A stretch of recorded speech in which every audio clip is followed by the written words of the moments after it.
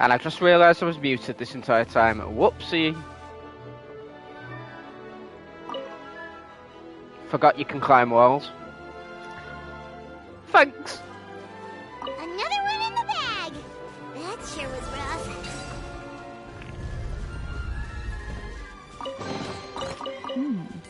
Easy money.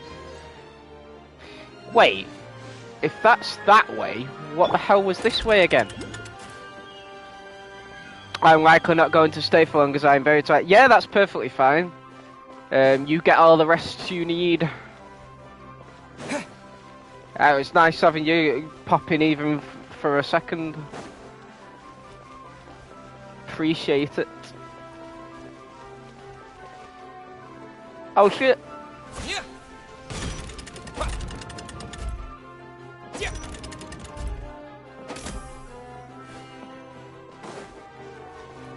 Okay, so yeah, we have to go that other way anyway. Ugh. Ow, ow. I was no match.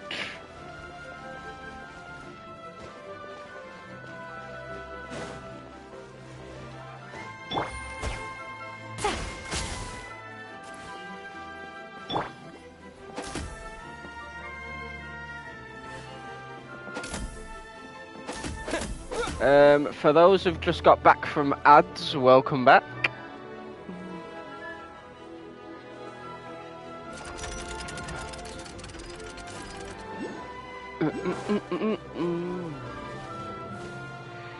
But yeah, you get the rest you need. I appreciate you coming, even for a second.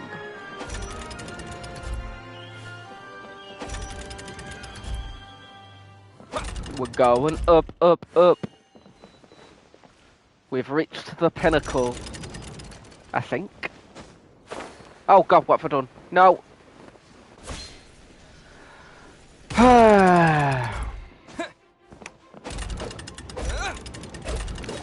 See you later, Abomination. You rest well.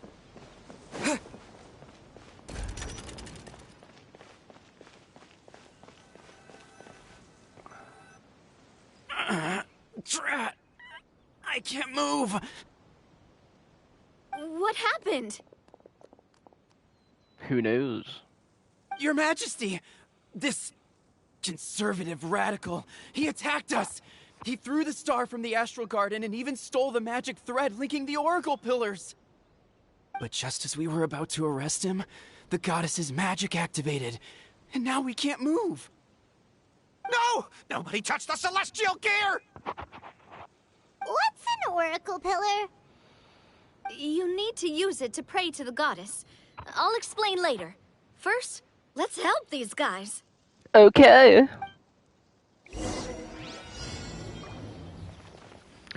Stop there, don't move. Right,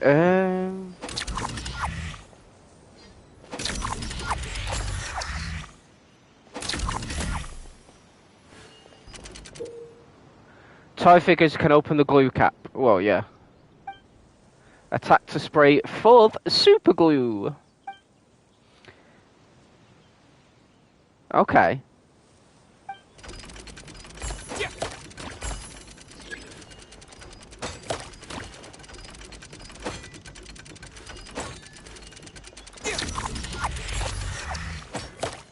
There we go.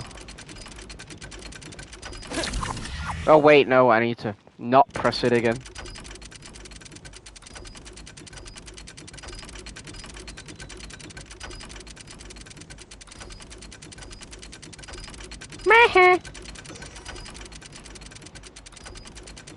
Stop right there, criminal scum.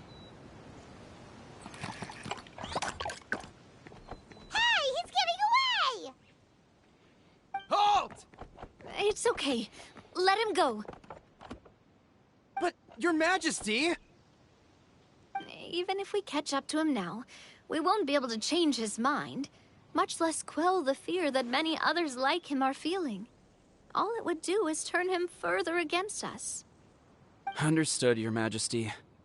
Also, this is the magic thread he was holding from the Oracle Pillars.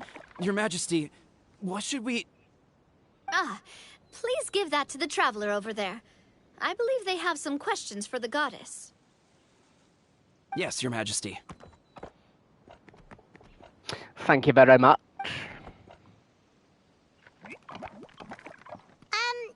So, what do we do with this exactly? See those oracle pillars over there? Just use the magic thread to connect them together in a specific pattern, and the goddess of prophecy will answer your prayers. Oh, sounds easy enough. Let's give it a try. But what's the pattern?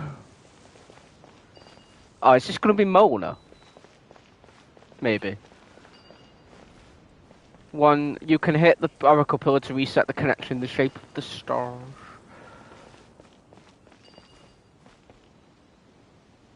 Huh.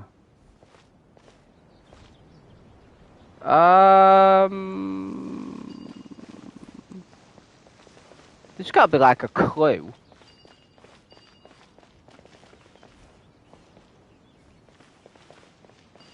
Right? Oh wait, I'm an idiot. You just draw a star.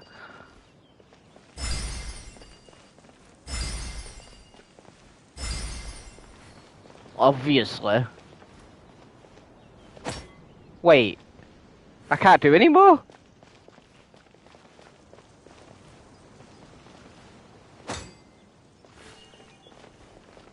Did I do it wrong?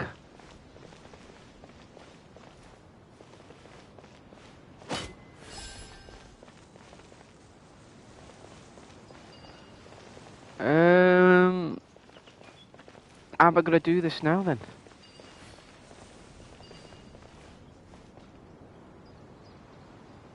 Oh, I see.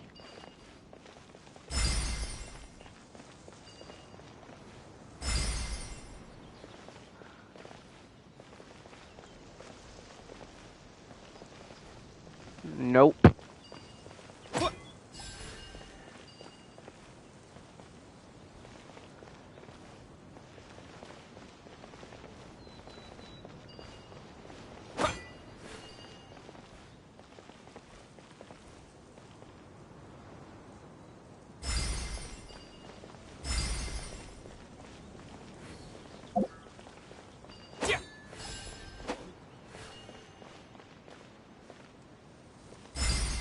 Why not?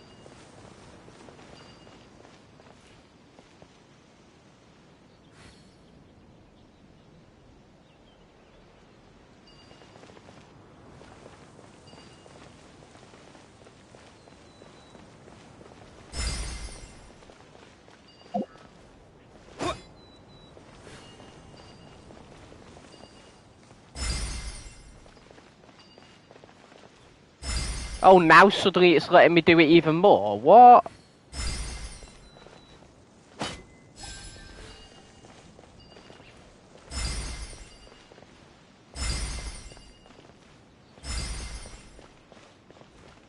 Why won't it do it?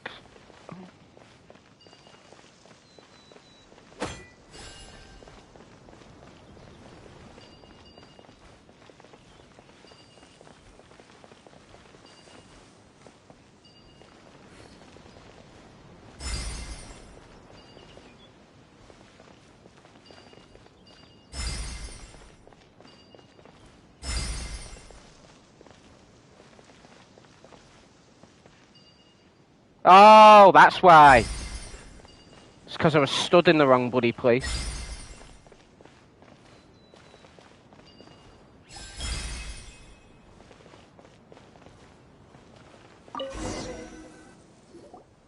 It worked!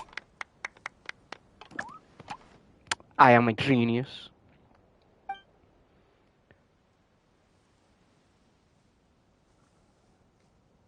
To which course of fate do you seek answers, my child of Simulanka?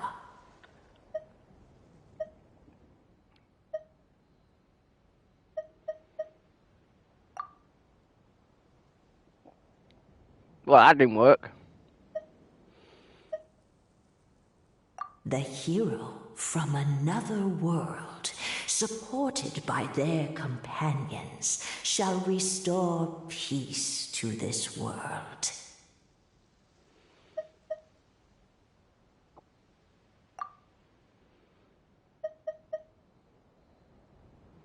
Go and push the gear that connects up to the starry sky.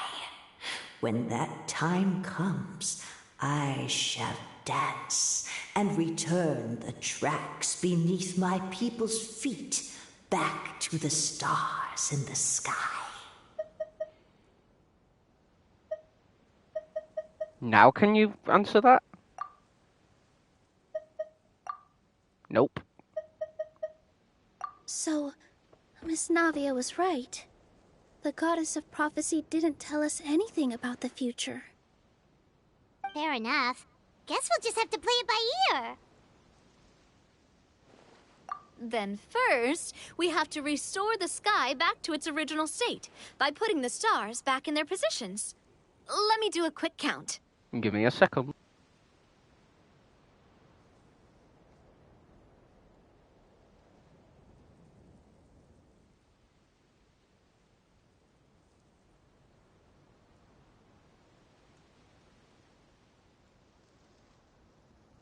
And I'm back.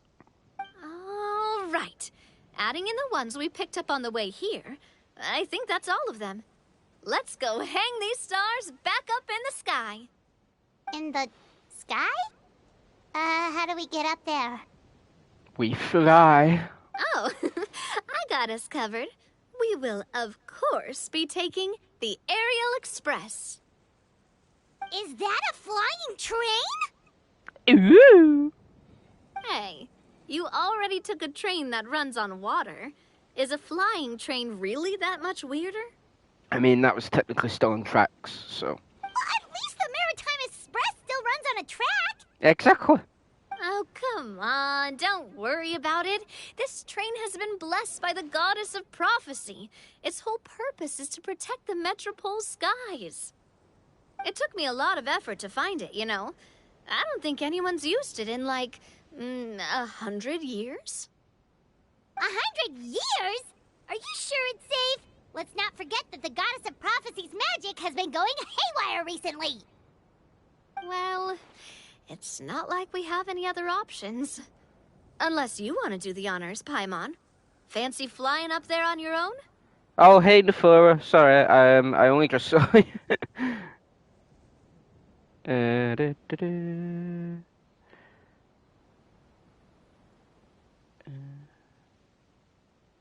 Hope you well.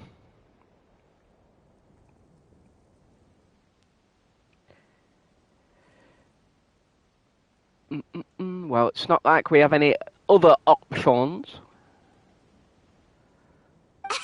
No, thank you. It's way too high up. Oh, wait, Nilu. You've got a feel for how magic works here. Can you do your thing and sense if this train is the real deal? I can try. Yes, I can sense traces of magic, but it's different from the kind I felt in the forest, so I don't know. Okay, fine. Guess there's only one way to find out. That's the Let's. spirit. I'll come with you. Miss Nilu, will you be joining us? Let's ride. I think I'll stay behind. That way, if something does go wrong, you'll have someone on the ground to get you some help. Thanks for the confidence boost. That makes sense. If the train does break down, you can make us a giant origami crane to come bail us out. Or if a crane's too difficult, a finch could work.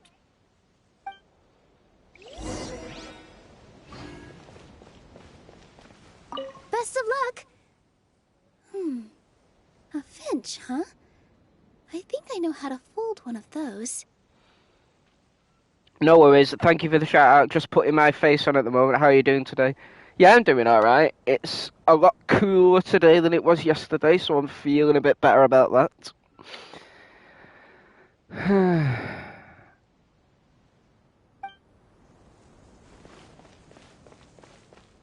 But I'm feeling way more relaxed today than I usually am.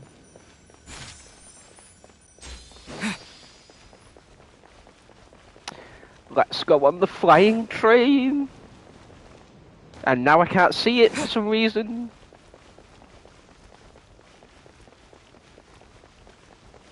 Where's the fast travel thing? Oh, it's there.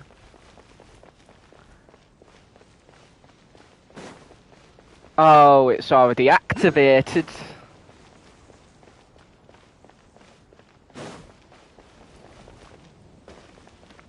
It is very fab, thank you. Ride the Aerial Express. Choo choo.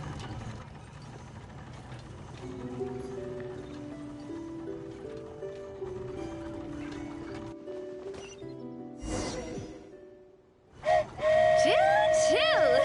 Aerial Express moving out. Whoa, it really is flying!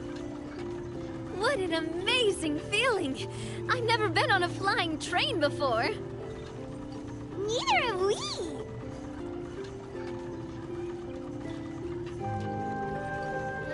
It's so beautiful. Wait, whoa, get up. That should do it. On to the next location. I genuinely thought the train wasn't going to stop. I'm just there chilling.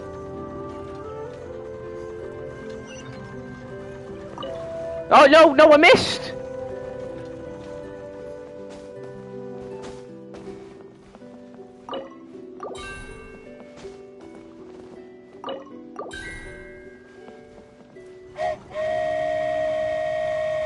We are so high up. Don't look down. Don't look down. Oh, hang in there, Paimon. The hard part's nearly over. After that, it's downhill all the way. Don't say downhill all the way. That is the last thing Paimon wants to hear.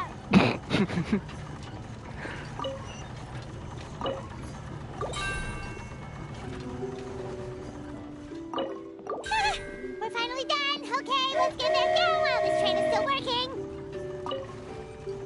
You'll be fine.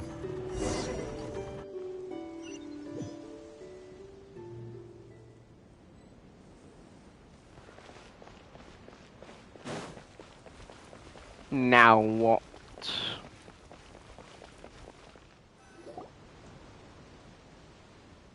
Great job! It looked like it all went smoothly. Yeah, and it was an absolute blast, too. You gotta ride with us next time, Miss Nilu. Huh? I'm okay. Thanks for... Halt! What do you think you're doing? Get out of my way! Radical conservative citizen. What's going on? Your Majesty, there! Let us through! Stay back! It's okay. Let them through. Tuh. Your Majesty, could we please ask you not to turn the gear that connects up to the sky? But why? And why is that? As you have seen, the goddess's gift is very important to us. It keeps us from harm and protects our very lives. Some of us, we just aren't ready to lose that protection. I see. I understand. Your Majesty, do you mean... I won't turn that gear. Not until you're ready. No. What? I've said before that the Metropole belongs to the people, and they should have the right to decide its future. But let me ask you this. How do you plan to solve the issues we are currently facing? Well, we'll start by rescuing the people that have gotten stuck. And then we'll find a way to figure out the true cause of this crisis. And have you made any headway on that? The true cause, I mean. Unfortunately not. Hey, you little... I'm sorry, my friend, but it's the truth. You have friends and family that have been affected, don't you? That have gotten stuck? Duh. I understand your concerns. But if we let this drag on for much longer, the situation may well get worse. More and more people will be frozen by the goddess's magic. Yes, but if we turn that gear now, all the tracks in this city will disappear. Maybe it's for the best. I know this is a hard decision to make. But have you ever thought about why the goddess might have made things this way in the first place? Huh? Oh? Why do you think she might decide to take back her gift and stop revealing further prophecies about the future? Are you saying she has abandoned us? No. Quite the opposite, in fact. What do you mean? She wants you to think for yourselves. Oh wait, I forgot you can do that now. The goddess dearly loves this world and all the people of Simulanka. And because she loves you so much, she wants you to be able to choose your own path. Told you. Every parent hopes their child will have a happy and carefree life.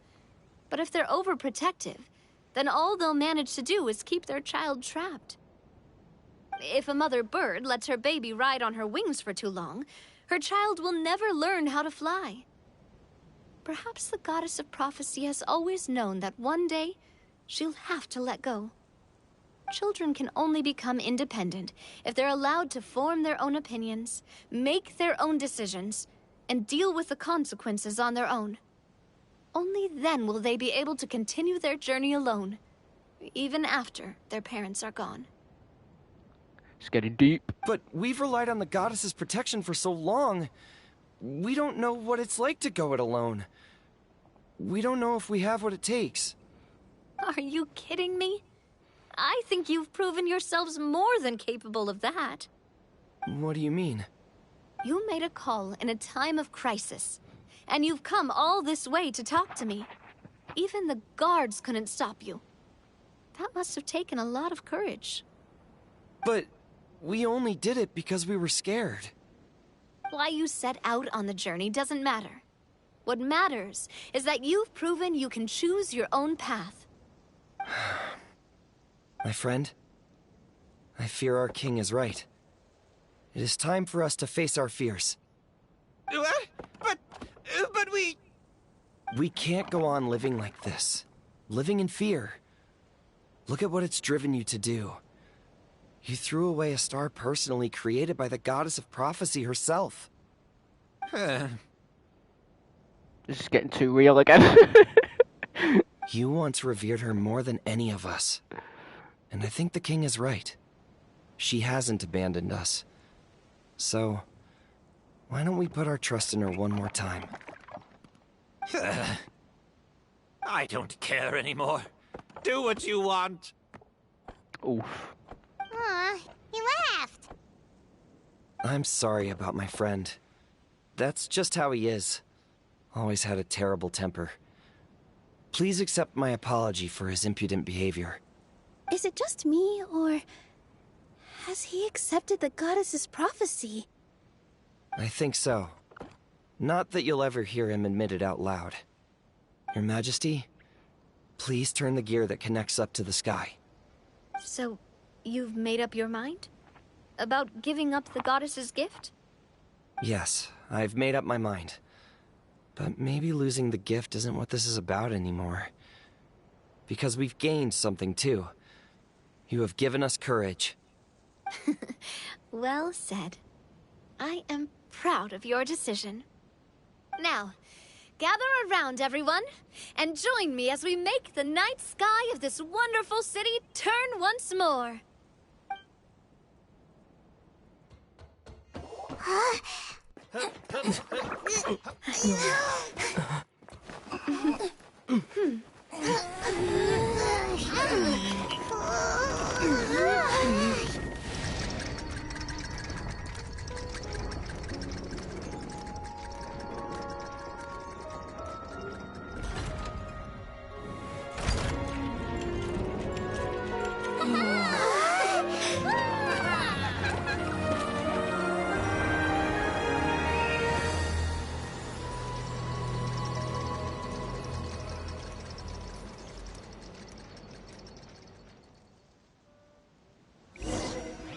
Yeah, it was alright.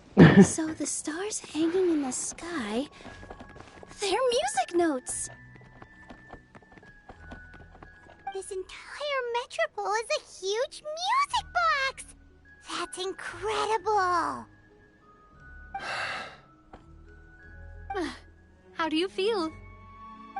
A little scared and uncertain. But for some reason, I feel a lot more at ease. It's as if some kind of huge weight has been lifted from my shoulders. Figured out any next steps? To be honest, not really. But maybe I can start by having a heart-to-heart with that stubborn friend of mine. I have an idea. If you don't know what to do, why don't you start by helping the people around you? You mean the people who got stuck because of the goddess's magic? I mean anyone and everyone who needs your help. By helping others, you'll eventually find your own path. Trust me, I have experience in this. What kind of experience, Your Majesty?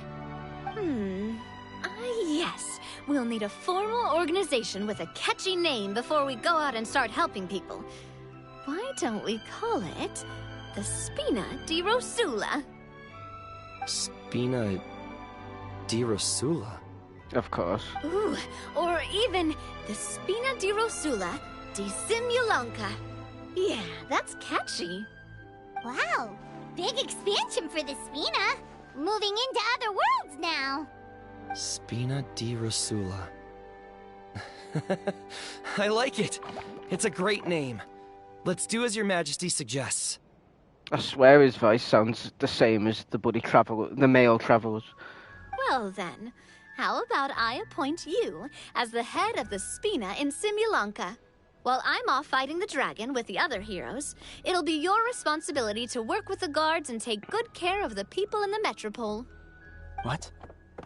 You're planning on fighting the dragon? But no, Your Majesty, you must reconsider. He's right. Your Majesty, you can't. How are you two on the same side all of a sudden? Perhaps Your Majesty is unaware of this. The great dragon suddenly broke out from the Titanium mines one day and tore the end of the world to pieces. After that, it spat out a strange fog that surrounded a whole island. No one knows what lies beyond the fog, and no one knows what has become of that poor island. Before Your Majesty arrived, we dispatched many soldiers to fight the dragon, but none came back alive. Yikes. Sounds worse than we thought. Isn't that all the more reason for us to go? There could still be guards trapped there, waiting for someone to rescue them. King Navia is right. We cannot simply stand by and watch as the people of this world suffer. Very well.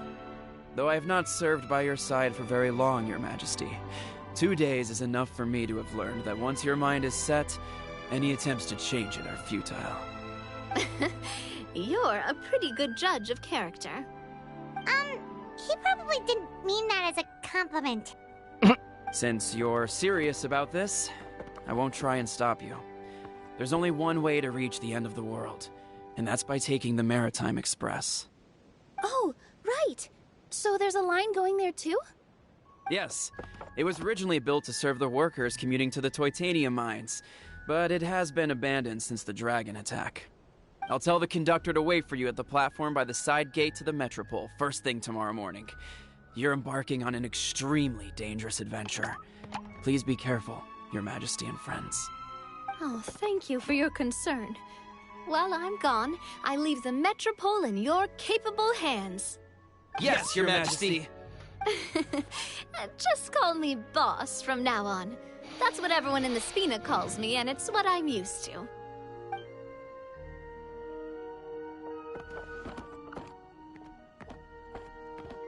So, the plan for tomorrow is journey across the ocean, make it to the end of the world, and defeat a dragon. Are we actually going to fight a dragon?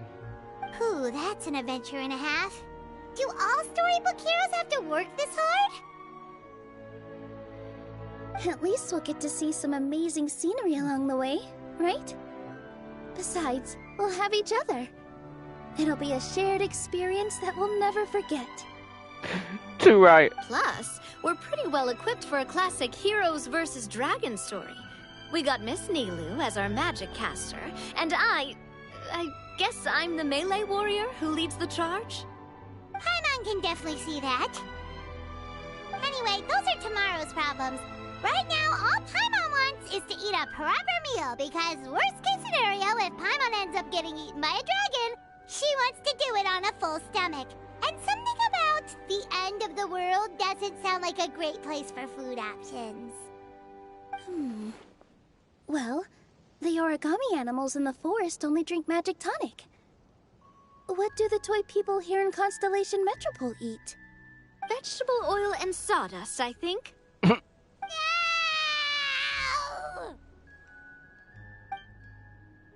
No.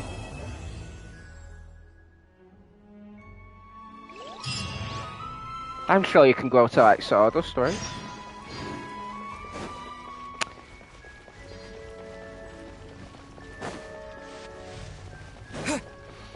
While we wait, I may do that,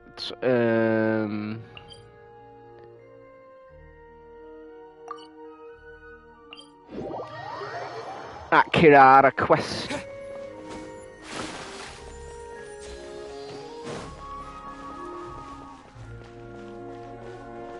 Oh, shit.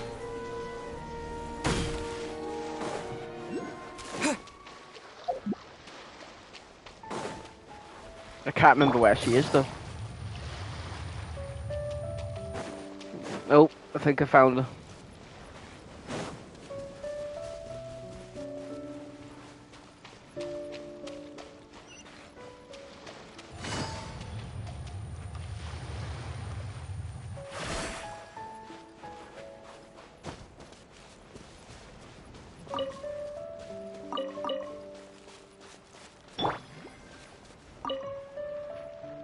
So, are you all set? Ready to start investigating? Of course. Great! Then let's go!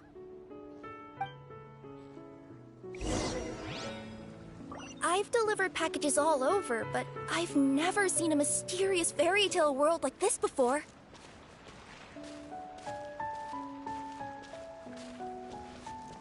Looks like nobody has gotten around to repairing this house yet. Ugh, even I wouldn't dare to sleep in there. It might suddenly collapse in on you.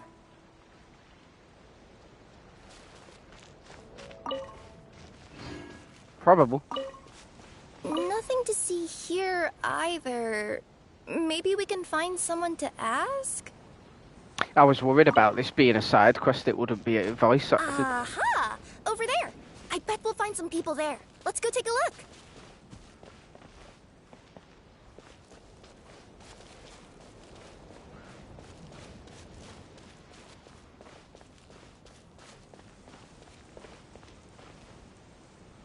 Uh-huh. I was sure there'd be people here. There once was a goddess who ruled over fate. Before she died, she left 3 riddles for the kingdom she had created. What? Who said that? I did. Long story short, on this day, a sentient feline, an outlander, and a diminutive pixie arrived on the scene. They saw a narrow path off to the side. Okay, but which side? Yeah, if you gave ambiguous instructions like that to a Komania Express courier, they'd give you the parcel right back and tell you to write the delivery address more clearly. Despite how obvious the answer was, the perplexed pixie and the flummoxed feline struggled to work it out. Although, perhaps a small part of the blame could be attributed to my dull narration. Alright, let's try this again. The path on the left-hand side seemed to give off an enticing fragrance, as if to say, this is the way to wealth and glory. Ooh, that sounds like the start of a good story. Then what? Then what? At the end of the path, the motley crew would soon spot a secret stone room. A prophecy had once foretold of a Marquis who shall one day venture inside, and thus it is named the Future Marquis's Abode to Be. You like it? The Future Marquis's Abode to Be? Got a nice ring to it, doesn't it? Nope. That was a little bit boastful. But before you continue, I must warn you of the danger that lies ahead. For example, under no circumstances should you sit on the chair in the center. Otherwise, the consequences could be a bit embarrassing. Which means we're obviously going to sit in the chair. I want some bull fruit.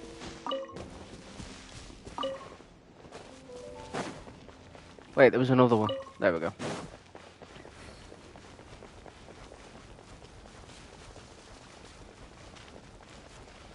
There is no chair.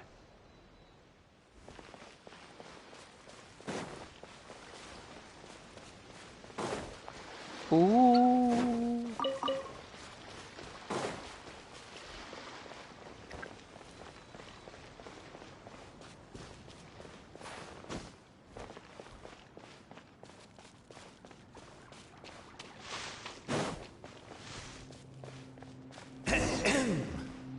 So many summers, winters, springs, and falls, and now at last a hero hither strides. This realm knows not what lies beyond its walls. Its secrets mystify the world outside. Wait, new voices. Who are they?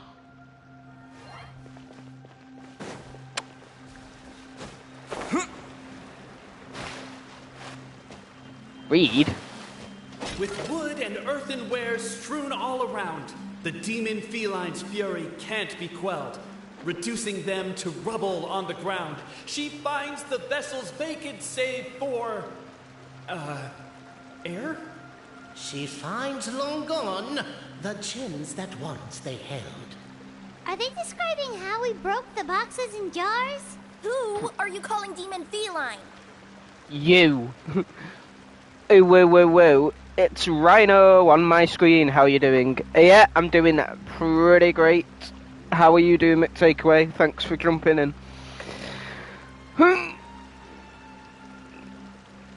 had a nap before and I'm still like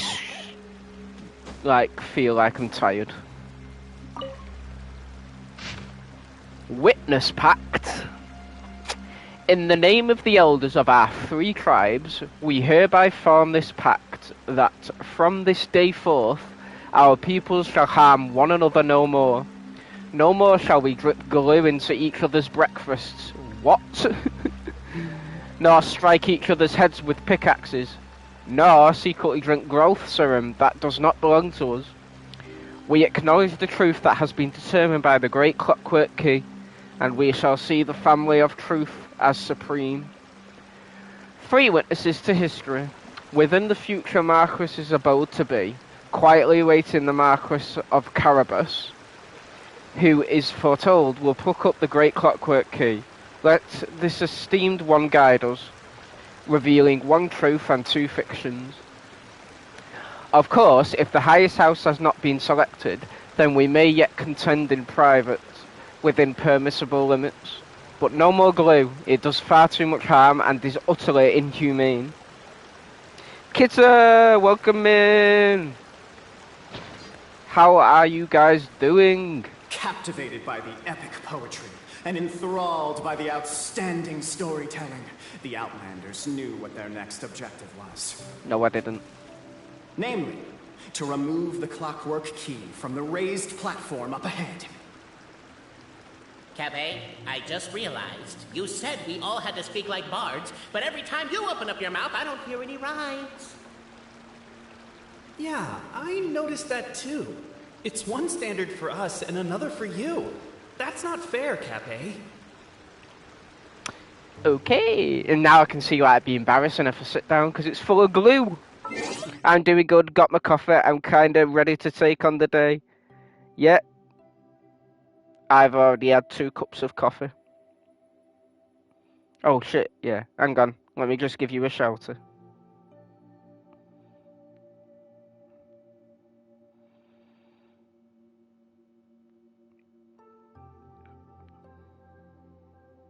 There you go. Perhaps the Outlanders are worried that something drastic will happen the moment they remove it. I am very Maybe worried. that's why they're investigating the area thoroughly first. Can't fault them for that. I'm wondering if we can take advantage of this downtime to discuss whether we really need to keep this up. Well, if you guys don't want to put on a voice and speak in verse, be my guest. Just don't blame me for your own poetic incompetence. I'm actually just waiting for you two to stop talking, to be fair. With wood and earthenware strewn all around, the demon feline's fury can't be quelled, reducing them to rubble on the ground. No, you don't. I wrote that line. Don't start plagiarizing me just because you can't take a bit of criticism. Look, let's not put form over content here. It's not about the rhymes. It's about making sure the Outlanders focus on the clockwork key on that platform. I told you already. Stop calling me demon feline. I want to sit down. I also want to see what happens if I sit in the glue. Stop the poem. We have a situation. Something's up with this person. Traveler? Are you alright? Turns out there's glue. You try to stand up, but the glue is holding you firmly in place. Come on, you can do it! This can't be how our story ends. Try to stand up. You manage to partially unstick yourself. The issue isn't that you can't break free, it's more that you don't want to tear your clothes in the process. They mean a lot to you. Can I give you a hand or a tail, even? You finally free yourself and stand up, clothes intact. Worth it.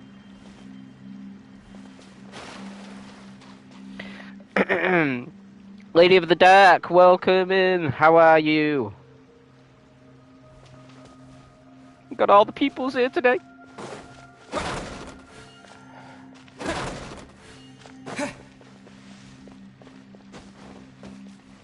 Pull hard. Strong as stone, firm as steel. The Outlander pulls, but it does not yield. This has happened many times before, but this time is different. A thought enters the Outlander's mind. Attack! Attack! First weaken the structure, then seize the treasure!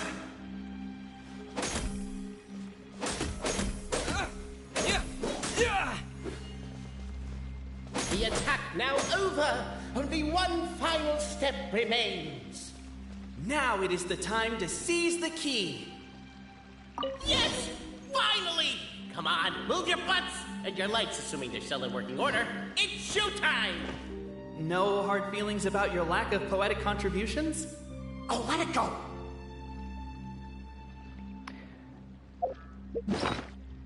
What do we have here then?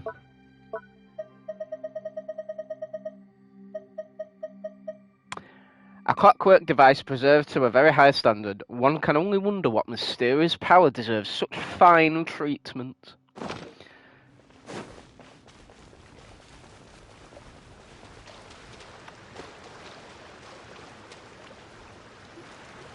Ah! Welcome, esteemed and noble Outlander. Allow us to introduce ourselves. We represent the 3 great clans of this realm, having been selected as its authorized historical supervisors.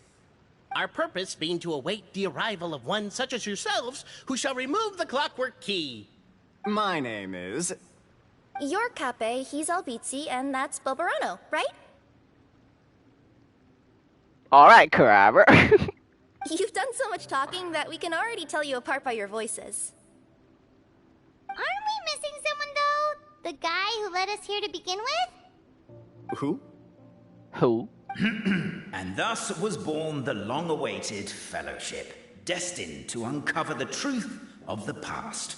Allow me to quote, if I may, in the history of Constellation Metropole, a new page has begun. Oh, thank you for the shout. Yeah, no worries. Gotta appreciate and support. Yay, relax time. Yeah, I'm alright, lady. Oh, you're doing good too. Let me try something. Not what I meant.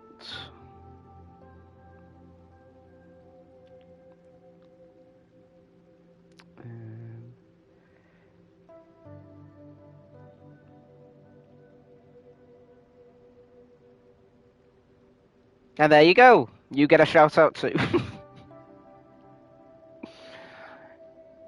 Him. Him. Well, there's no fourth person, so which of you is the ventriloquist? Come on, out with it. We've never heard that voice before, but he sounds like he'd be good at reading bedtime stories to children. Definitely better than you three. I'm kidding. I'm sorry, that was mean. Whoever it is, I don't know and I don't care. Forget about him. We have far more important things to focus on. Like, where our journey goes from here. That key you hold is the pivot point about which the past and present of the Metropole revolve. However, between our three clans, there is some dispute over the historical record. Each clan has its own version of history, detailing the clan's origins and the tale of the dragon of old. And unfortunately, we don't know which one is the truth. Dragon? You mean the one that's been acting up recently? Yep. Oh, no, not that one, you adorable little pixie. When I say dragon of old... He means a dragon that would be really, really old if it was still with us today, but it was defeated in ancient times. The new one has nothing to do with our clan history. Oh. Was that supposed to be a joke? Anyway, so you've been waiting for someone to remove the key so you can finally explore the truth of the past? Not just explore it, but argue incessantly about it. Honestly, I don't care that much. Cape's the one who's always bothering us about it. Oh my god. What we need to figure out is who resolved the dragon crisis. We have to know that before we can decide which is the supreme clan. Except the other one just said he doesn't really give a shit. The moment you removed the key from where it was lodged, you became the honorary Marquis. We humbly beseech you, noble Outlander. Call me Ryan. Noble Traveler Marquis, we ask you to help us. You and your talking Puss in Boots and the pale floating pixie. Puss in Boots? Are you serious? It's better than Demon Feline, but still... I don't know, I like Demon Feline better. Yes, sorry, I'm really into Once Human right now. Oh, don't worry, McTakeaway, you enjoy your game. Oh, thank you. Understandable. Yeah, it's a fun game. I don't blame you one bit. Embrace it, my friend, embrace it. Most cats don't wear boots or speak, do they? Neither do toys. I'm not even a cat, I'm a Nekomata. Now that you know the word, I expect you to use it. He's not going to use it. Please allow me to lead you all to a sacred memorial site. It will be much easier to explain what needs to be done once we are there. Capet leads the party to the so-called sacred memorial site. This place is sacred to my clan. It's where our brave forefathers once took up arms against the dragon of old. After a bitter battle that dragged on for many days and nights, finally, our forefathers fought the dragon into submission, and it fled. They took turns, though. Some forefathers worked the day shift, while others worked the night shift. So they worked shifts while the poor dragon had to work around the clock. So they say. It's just a legend, though. That's just a legend, though. Wait a second? Did I just hear you admit that your clan's history is just a legend? History, legend, who cares? My clan was definitely courageous, that's the point. That's the truth. And isn't the truth what we've all been arguing about non-stop for all these years? Cape's words gave the traveler food for thought. Could it be that the truth in a fictional world is equivalent to fiction in the real world? Ooh. But that would have to wait. Apparently, Cape was not alone in his pilgrimage to this sacred site. Unwanted company had arrived. The traveler and the talking cat, Nekomata, decided to teach them some manners. Wow.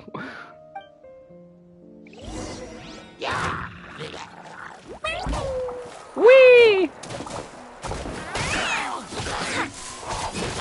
I forgot we can do that. Busted.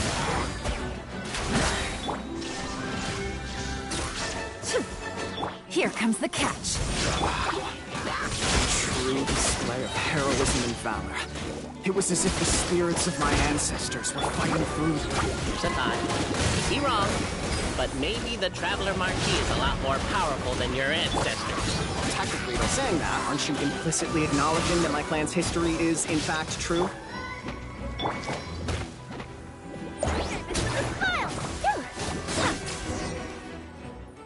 Your martial prowess and show of courage are a more vivid reenactment of my ancestors' feats that suit the modern aesthetic.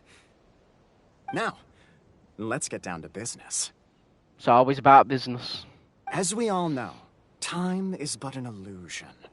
Time may flow line by line, page by page, or frame by frame, but usually it flows in the form of springs and gears. And that clockwork key you have in your hand can turn back time and make the past reappear. Well, actually, my view is that the illusion of time is more of a problem of consciousness. Gears power the body, while the body is the vessel of the conscious mind. But the mind cannot understand the dimension of time, so we experience instead an endless continuum of moments as the pinion of now turns along the rack of ages. I'm getting flashbacks to when I was delivering packages to the Sumeru Academia. A teacher once asked Albizzi what his greatest fear was, and he replied, dragons. Boberano was asked the same question. He replied, time, and repeated the argument we just heard. Oh, for God's sake. The teacher then turned to Cape and posed the same question. He replied, Boberano. The manuscript that tells the truth of the historical record, the blueprint to all of creation, the work of the great mage themselves. It can be found at the beginning of the gear rack, and on the very first page of the book. Paimon didn't follow all that, but basically, you're just saying that we need to put the key in and turn it all the way back? Exactly. It is said that in the beginning, the goddess of creation took the goddess of fate's manuscript as a blueprint, placed it under the goddess of prophecy's starry realm, and generated the world from a few magic arrays. So in a few moments, when the great clockwork key turns the local time here back to the very beginning, we will restore the magic arrays back to their original configurations. Hold on, isn't stealing part of the blueprint of creation a little dangerous? Also, how are we supposed to know the original configurations of the magic arrays? Well, the general shapes of the configurations have been passed down over the ages. They now form the family crests of each of our clans. So you'll just need to reference my family crest and join the dots accordingly. I didn't even realise that was a dragon's foot print. Do do do do do do do do do do. Do do do do do.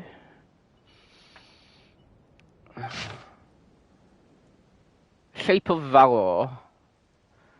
So down, down, up, right. Okay. To address your other concern, when the house has already been built, do you really think that taking away the construction crew and blueprint will cause it to collapse? The Traveler Marquis prepares to insert the great clockwork key into the nearby keyhole.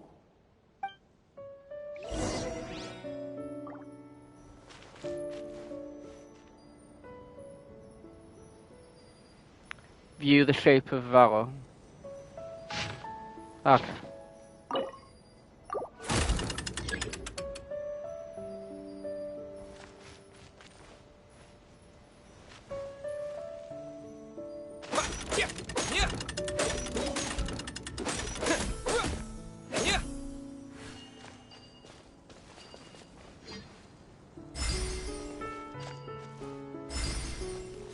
I guess we should start here?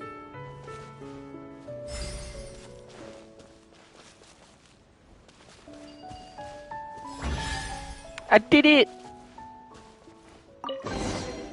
Is this... Behold, the sacred writings that record the truth of... No, wait. That have shaped the truth of history. Gather round and let us bear witness. Oh my god. Brave Francis mounted the haystack, picked up a fork and planted it tines down atop the mountain of grass. Behind him was a large bright moon. He shouted out the names of everyone in the village. The village chief was first to be named, and so frightened was he that he wished to climb up the haystack and stop up Francis's mouth. Are you crazy? You're yelling so loudly the dragon might show up. You good for nothing. Have you not seen how the windmill everyone built has been destroyed by the dragon? And here you are, worrying if it'll return. Francis really would have loved to kick him off the haystack, but held back given that the chief too was worried for the villagers' safety. Francis saw that nigh all the villagers had arrived, and so he cleared his throat. Dear neighbours and kin, think you still that we must endure this? No, of course not, but we cannot do anything about the dragon, said the grocer. Who says so? Did I not leap onto its neck from the windmill blade, stepping on it twice, and did it not fall down and flee? Perhaps everyone worked so hard to build the mill that was destroyed. Everyone's emotions became inflamed. I don't know why that's covered up. Lifting their fists, they decided taking on the dragon. But Francis lifted his own hands and calmed the crowd. Where am I? Let us go home for today, everyone. Everyone's present. Lack of self-preservation is not bravery, but rather wrath.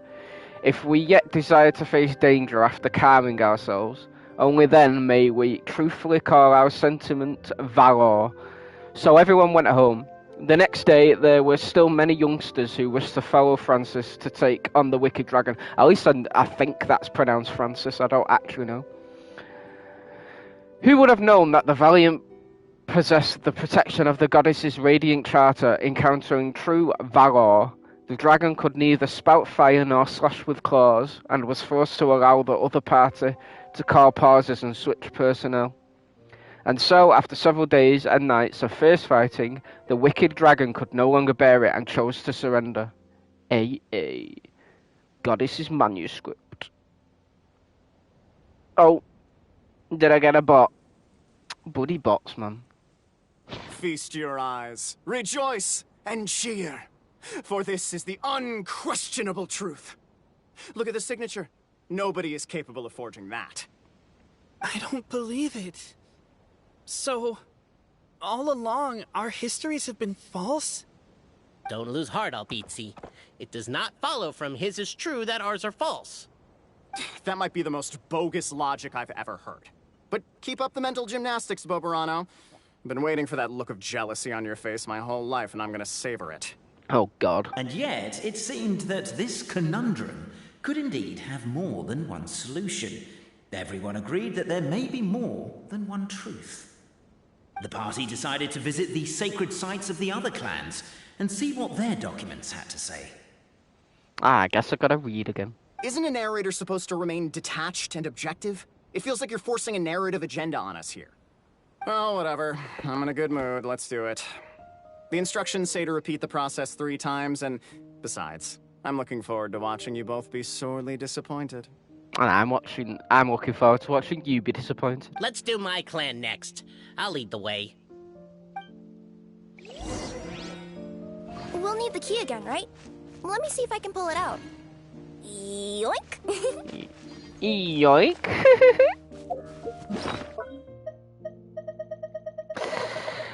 Yeah, never do that again. Alright, so I can read that whenever now.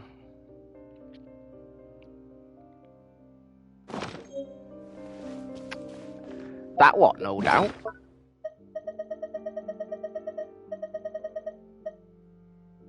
A history that Brooks, no doubt. Very nice. Oh, holy moly, moly, moly, woly. Hello, Ellen. Welcome in. Raiders. Holy crap. I was not expecting that. How are you guys doing? You scared me. I just saw a bunch of messages. I was like, wait, what's going on? Welcome in. if you don't know who I am, I'm Purple Rhino, and I'm a variety streamer. I'll stream pretty much anything and all sorts whenever I feel like it. Breathe, you got this. I am breathing. How do you think I'm speaking? It's just us. Sure, it's just us. Just you and the 30 odd other people. But yeah, welcome in. I appreciate the raid. Thank you very much. How are you doing, Ellen? And Camo? Did your raft game go well? I'm breathing.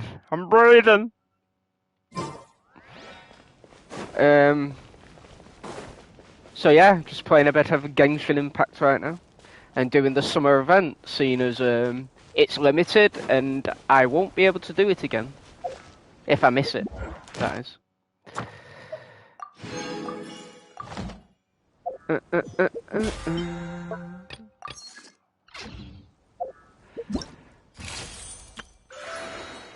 Right, where are we going? Oh wait, yeah, I was checking if I've got any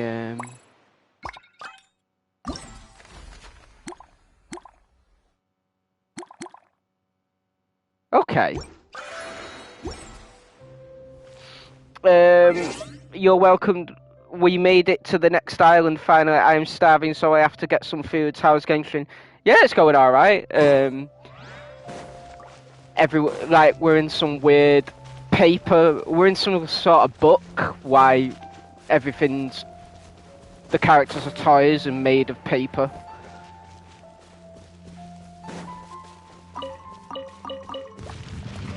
So God knows what's actually going on though. Where are we going? But I'm waiting for the next character to pull because I've already got Navia. I don't really want Nilu right now. Do do do do do do do do do do.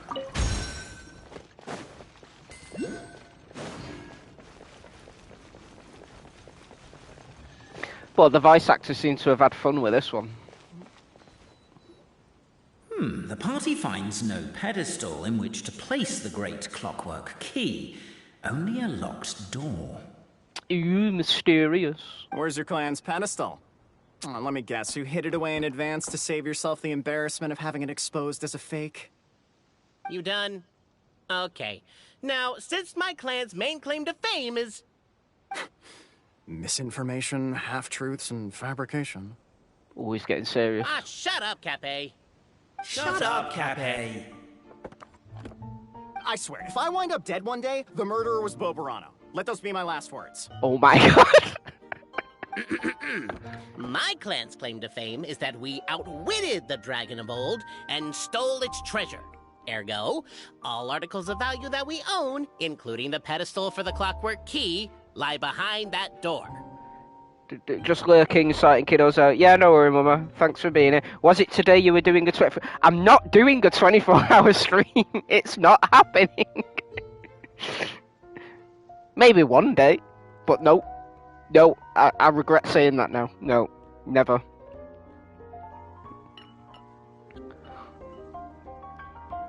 My clan's claim to fame was that they outwitted the Dragon of Old and stole its treasure. So, next step is open the door? I mean, that would be the logical conclusion. Almost. There's one step before that.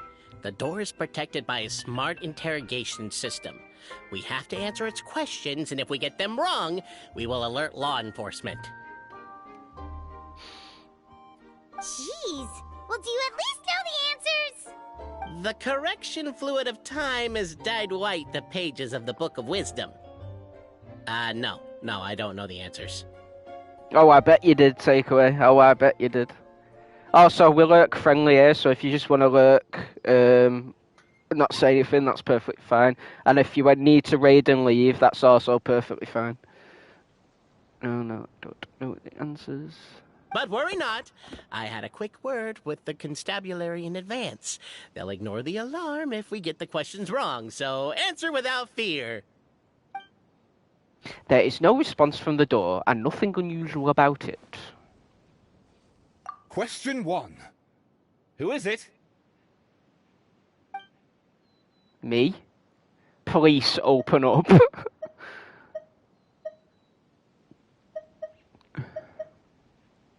Let's just be honest. The great yokai, Nekomata in boots. And the trusty travel guide, Pixie! Travel guide. Trusty travel guide! Question 2. By which virtue did the ancients defeat the dragon? Hard work and wealth. Wisdom. Courage and strength. Hard work and wealth. To be completely honest, hard work is a bit of an alien concept to us here in the Constellation Metropole. We have hardware and we have clockwork, but not hard work. Alright then. Question 2. By which virtue did the ancients defeat the dragon? Courage and strength. Oh, no, don't say that. Oh. Even though the writings you saw do prove that bravery has its uses. You do realize we can hear everything you're saying, right? If you say it out loud, you'll only set those three off arguing again. Thinking it is fine, but please promise me you won't say it. Sorry. Question 2. By which virtue did the ancients defeat the dragon? Wisdom? If this is the right answer, I swear I'll... Correct! What? A barefaced lie. So low. Question 3. Which is more real? The fiction of the outside world, or the truth of this world? I don't know. Both are false. Perhaps both are equally real? Hear, hear! Who can be sure that the outside world isn't just a dream? And that when the dreamer wakes up, they won't just find themselves inside a novel? There is no way to know, therefore both are equally real. All correct. You may have the key pedestal. The door opens and a puff of smoke wafts out. After the Traveler smoke... Marquis, you know what must be done. Please insert the great clockwork key. In a minute.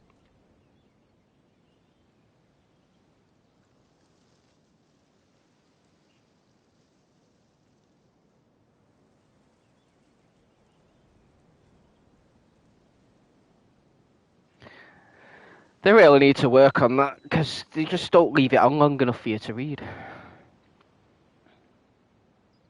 Oh, and this is my family crest. Okie dokie. The time has come to slay the dragon. How are you feeling? Nervous? I'm curious to see what this end of the world place is like. Come on, let's go meet the others at the station. I just want to open the chests.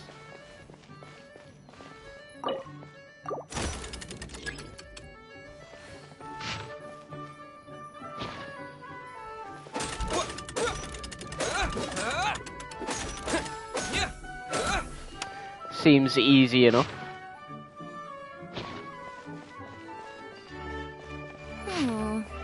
Do we really need this one? Wait. Oh god, my brain's dead. Surely I can go straight to that one, right?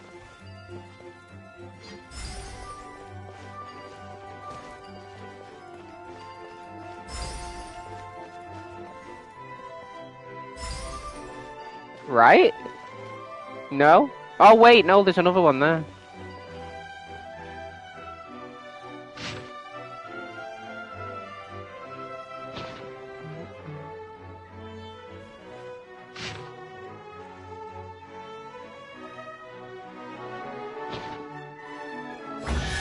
Oh, I did it!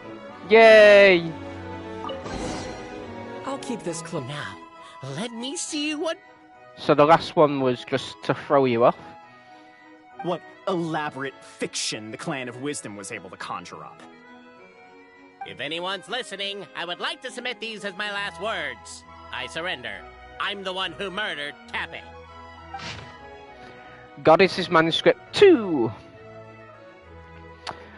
Wise Antonio, in the basement of the crumbling house, began reading the ancient book he had found. His oil lamp shook from time to time as the swaying structure above ground collapsed. The village was to be symbolically raised by the dragon, and he had been chosen by the dragon, for he had not returned home. But Antonio did not care. He only wished to study the book the old lady had given him on the bridge he passed today. This book was titled The Radiant Car something, and within was recorded all the rules that every believer in Sri Lanka must follow. It was written in the language of world's creation at the very start, and if Antonio was not possessed of extraordinary wisdom and deciphered this primordial text, there would have been no study to be had. This book recorded no solutions as to resolving the difficulty that Constellation Satellite presently faced, nor did it contain any hexes that could aid Antonio in repairing his own home. But he knew that wisdom was the mightiest thing in the world. The morning light shone through the ruins of his home, and the neighbouring blacksmith and chubby chief took great pains to get rid of the house's wreckage, which blocked the basement hatch. With dark circles about his eyes, Antonio said to the chubby chief, did he really have to call him? I shall defeat the dragon. I will return soon. Are you sure you're alright? You don't look like you got any sleep. Just smoke from the oil lamp, don't worry about it. The dragon sat atop a mountain of treasures, gazing down at insignificant little Antonio, walking closer. Flames gathered in its throat, preparing to burn the area 1 centimetre before him, all the better to scare this puny, foolish creature away. Halt! I'm a qualified second-class Meister. The Radiant Charter states that should I refuse a duel, you cannot use force. This restriction did indeed exist, and so the wicked dragon swallowed its flames whole. Ah, how it dreaded going to the toilet tomorrow. That was a bit random. Antonio, for his part, had not expected that the second-class rust clearing Meister qualification exam he had taken on a lark would come in useful. And since I am a second-class Meister, I propose a duel of riddles you cannot refuse. Now, Sri Lanka had just such a law, mainly for the benefit of sphinxes, old sages and princesses who wish to make life hard for others. The evil dragon had not expected this rule to catch up with it. I shall ask the first question. My house sold for 8,000 more yesterday, but I thought there was room to raise the price. So I bought it back for 9,000, planning to sell it for 10,000. How much more did I lose in the end? The dragon laughed in contempt. What's so hard about it? You could have waited until it hit 10,000 to make your move, but you sold for 8 and bought for 9. So you lost 1,000 more that you could have earned instead. Wrong! You burned my house down yesterday, and I couldn't sell it in time, so I've lost far more. Sorry, I mean, I do have to burn a house, and you happen not to be home, so I might as well hit one that doesn't result in any loss of life. Now that you've lost this contest, I have the right to loot of the same value as your life, minus 1 more. And considering that you've burned my house, I can seek damages. Let's assume that my house is worth just 1 more. Well then, wicked dragon, you know what to do with yourself. Please spare me, I'll give you anything. Your words, not mine, Antonio said as he pulled out a contract he had written long ago. Thus did Antonio use his wisdom to take all the evil dragon's treasures. The dragon, devastated, would never again return to attack Constellation Satellite, where Antonio lived. Many years later, a child asked Antonio, you sold your place for 8,000 and spent 9,000 buying it back. So it looks like you actually did lose 1,000 more. AA. Whew! That was a lot to read. I hope I'm reading clear enough.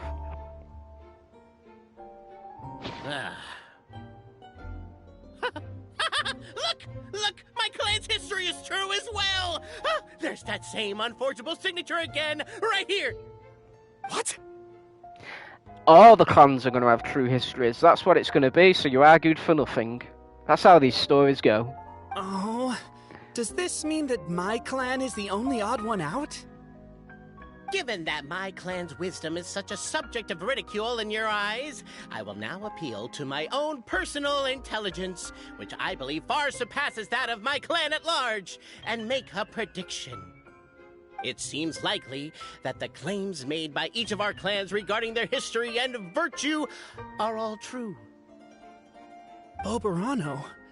How can that be? Oh, I get what's going on. Once, when I was drinking with Gujiyai, she bet me a round of dried fish that I couldn't guess which cup the umeboshi was under.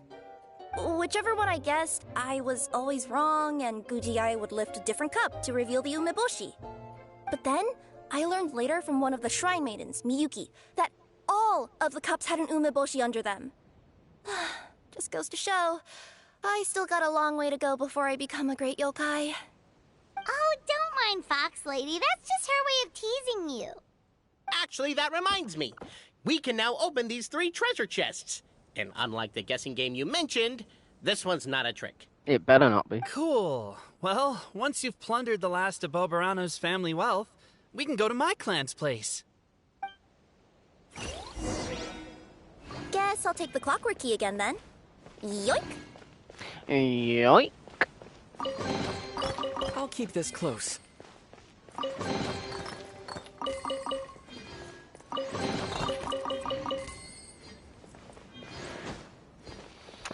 Right, where are we off now? Where even am I? Oh. Oh, we're not actually that far.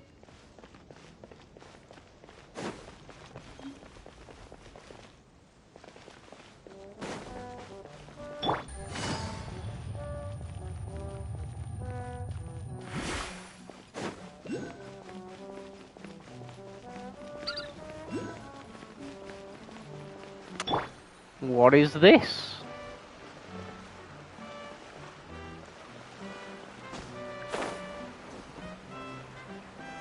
I probably shouldn't have done that.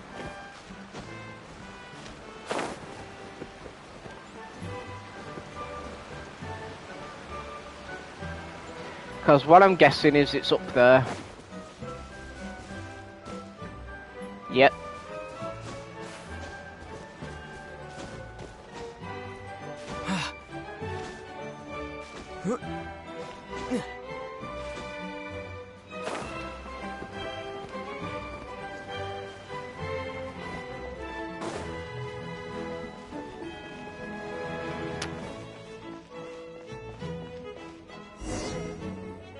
The cohort of truth-seekers followed Albizzi to his clan's sacred site. They arrived to the site of a giant guard towering over them. They do look bigger than normal. Up ahead is my clan's gigantified guard. He can be a little pig-headed, and he's incredibly strong.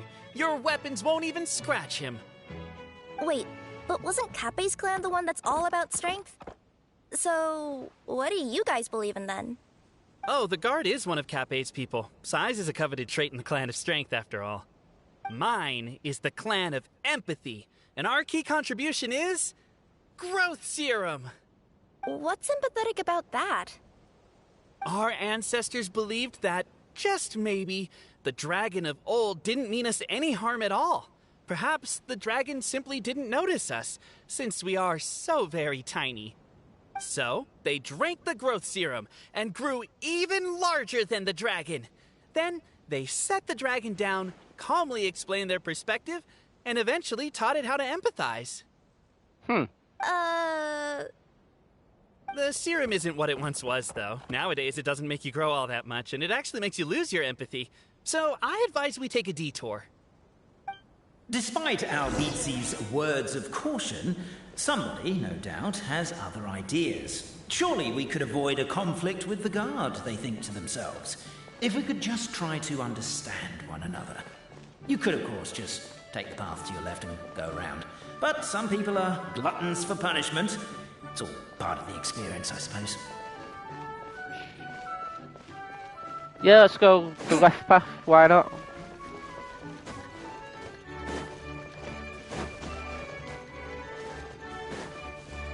Oh.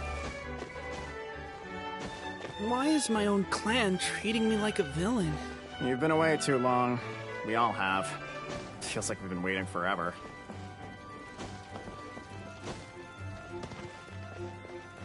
They suspect nothing.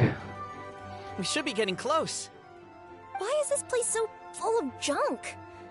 Are you the kind of people who never throw away the box when you buy something because you're worried you won't be able to return it without the original packaging? We'll never find the Oracle Pillars in all this mess. Never mind that. We have a more pressing issue. It seems there's a slight problem with my clan's family crest. The Marquis may need to utilize their wisdom to solve the issue. Oh, no. Wisdom too, huh? Well, you guys have a bit of everything, don't you? Except empathy.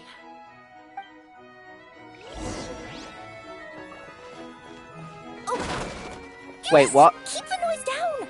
We don't want to alert the guard. Oh, I'm sorry.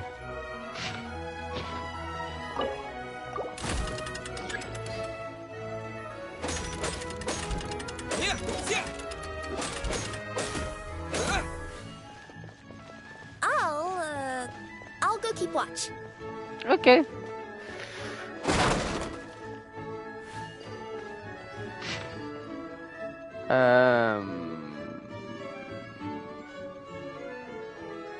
Oh, that's confusing.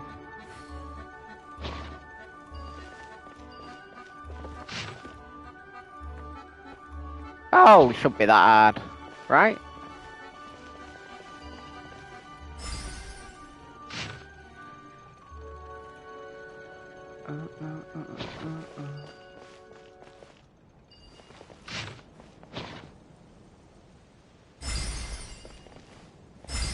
I'm sure that's it, right?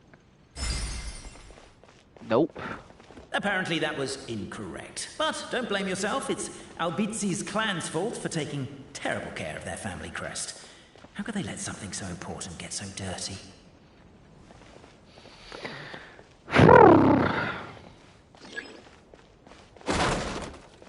Oh, there's another one. I didn't see that. Can't No you wonder. destroy the boxes a little more quietly? No.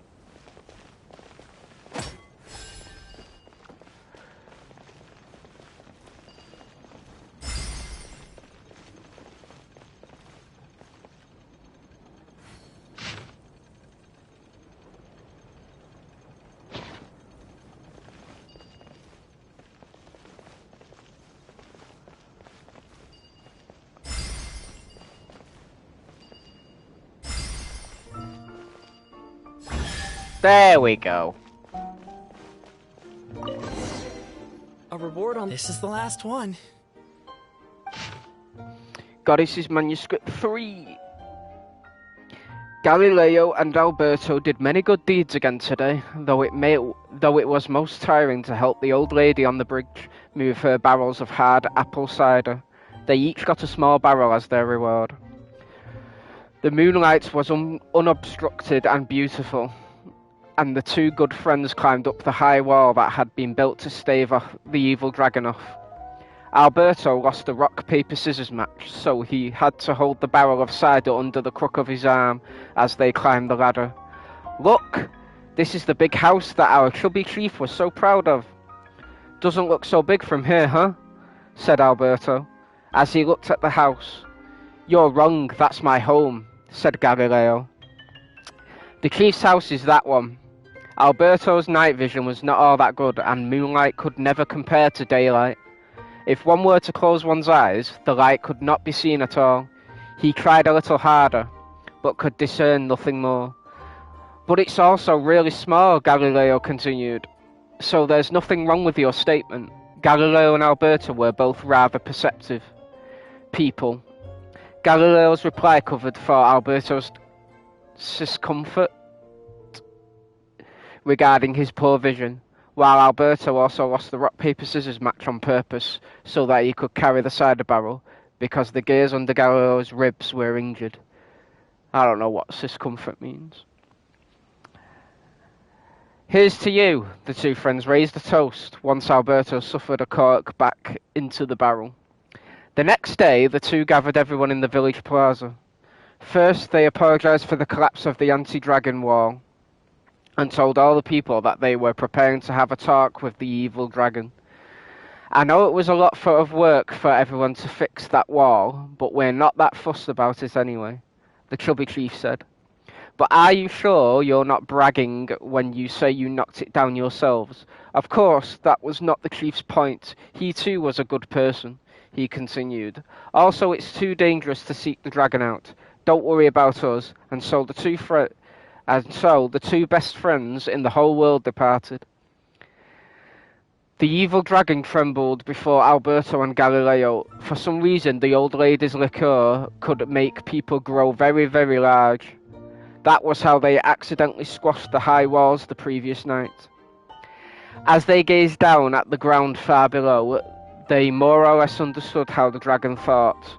No wonder it could accidentally destroy the village at its feet.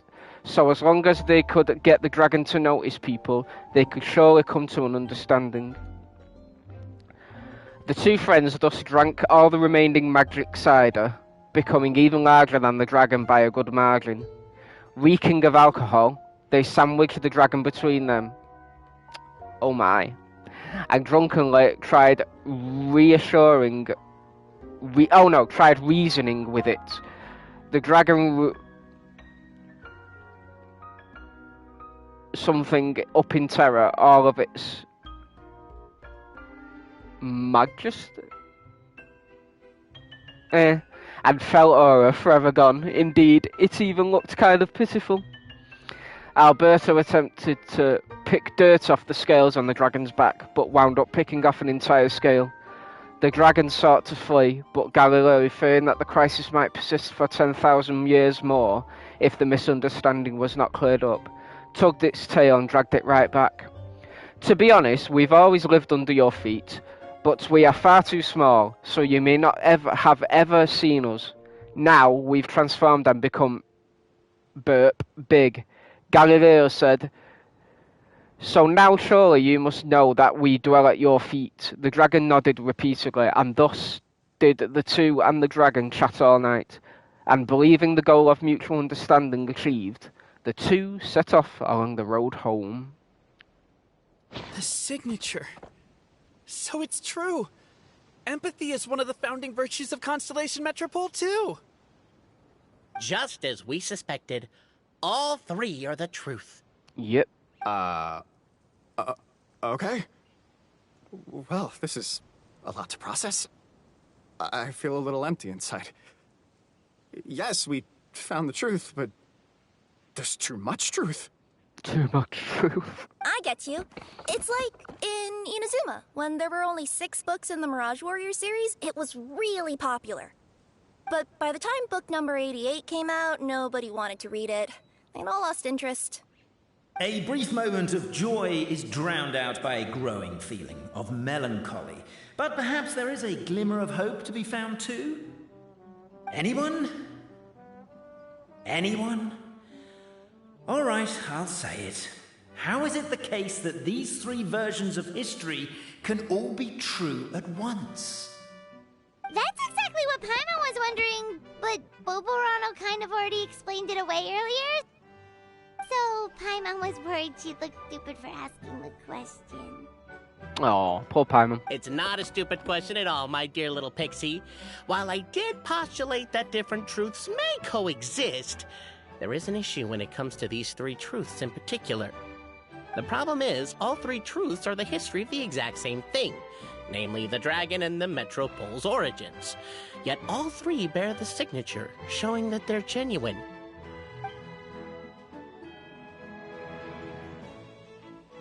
Suddenly, the sound of a bell rings out.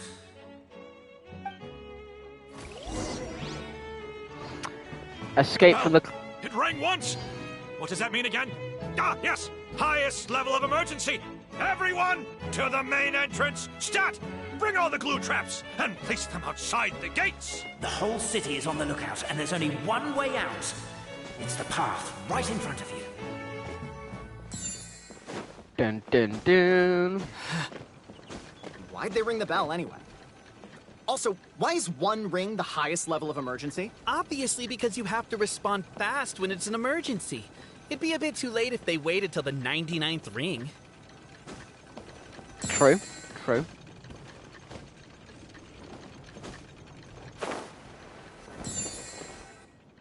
They're outside. After them. Uh-oh.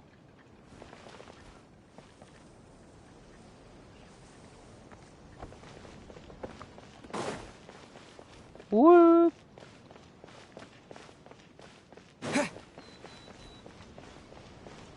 Why do I feel like I'm going to be stupid and accidentally go in the gully?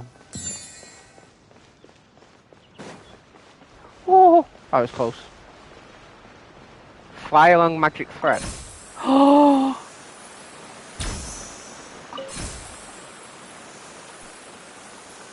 And We made it out. Don't know if we'll still be needing this clockwork key, but I yoinked it out before we ran, just in case. See, that's the one thing I hate about games is when bloody overworld dialogue is interrupted by, like, because you don't know you're right next to the cutscene area. Okay, but back to the truth problem. There are 3 conflicting versions of the truth, and somehow they're all still true. What is that supposed to mean? I don't know. I doubt anyone here in Simulanka can make sense of it. All we do know is that any manuscript bearing her signature has to be valid. Well, she is the goddess of fate, the creator of all this. And all these manuscripts are her grand design. The reason we argued about who was right was that we didn't know enough about the truth of the past. But now we have the truth. So we just have to accept it. As surely as we will follow the clockwork path designed for us, so is this the course that history has taken. It is clear and incontrovertible. We will never argue again. Ah, thank you all. And a lesson for everyone. Is that all there is to it? Is this where the decision made at the first crossroads of destiny has led us to? A pointlessly happy ending? Overthinking it would be equally pointless. Well, that's enough for one day. Time to take a break. Could you be any more cryptic? You're planning something. Paimon knows it. Whatever happens, today was a breakthrough in my journey of discovery. I will go back and share it with my clan. Me too. And me. Let's leave it there for today then. I'm sure we'll find out what else Mr. Narrator has planned for us tomorrow.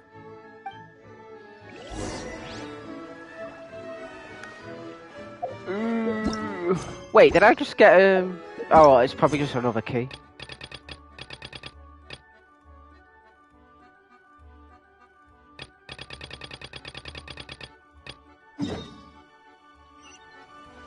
Oh, I can actually do that now. Nice.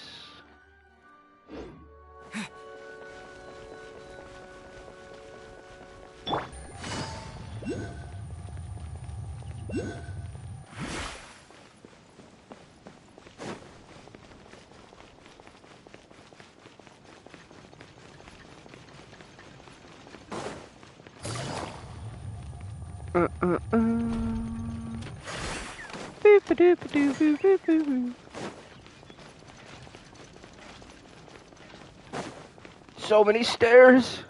I feel you on that one.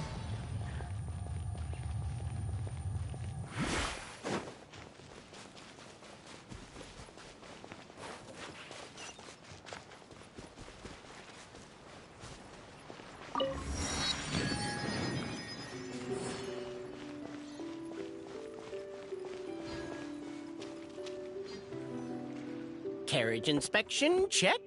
Wheel and axle inspection, check. Power inspection. Check. Good morning, Mr. Wheel. Oh, good morning, heroes of Simulanka. Hey, our old friend Wheel is the driver again. That already puts Paimon at ease. Are you certain you don't want us to accompany you, Your Majesty? I am. You can leave the dragon slaying to us. My partner's a pro. He does it all the time. I've only fought 2 or 3. What remarkable friends Her Majesty has. With such great heroes by your side, I'm sure you'll best the dragon with ease. We won't keep you any longer. All right, then. Look after the city for me while I'm gone. Yes, Your Majesty. Just leave it to us. I think we're all set. Time to depart. Next stop, the end of the world!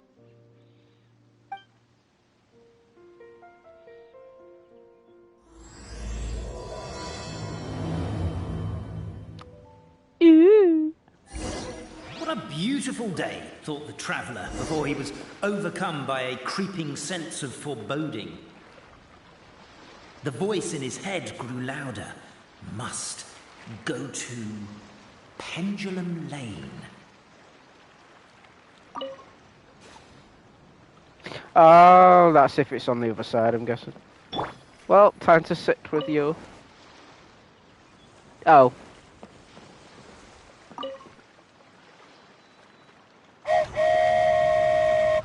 Choo-choo!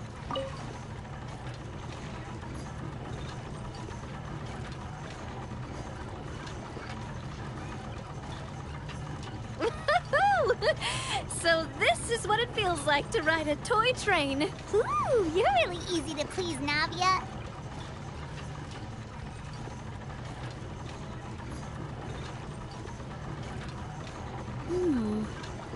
Looks like the fog ahead is getting thicker. Indeed.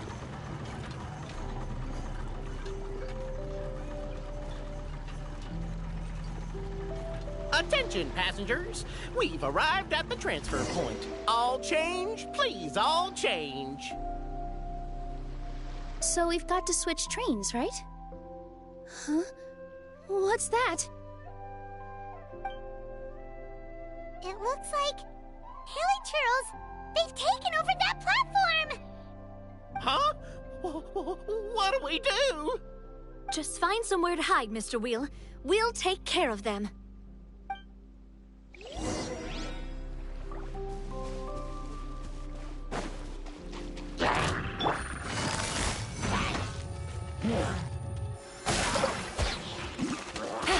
Take it Oh, easy. you son of a...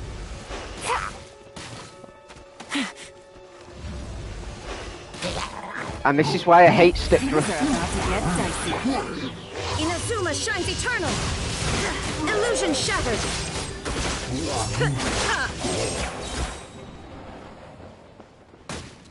Well, that was easy.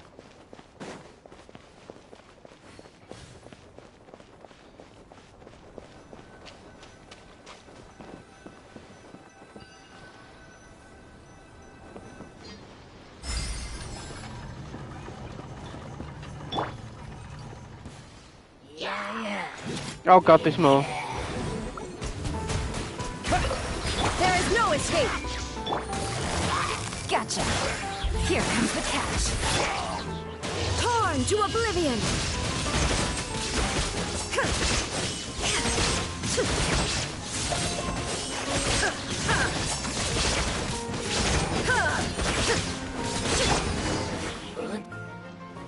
Whew. That's all of them. Thank you so much for your help, everyone. Now, let me take a look at the train.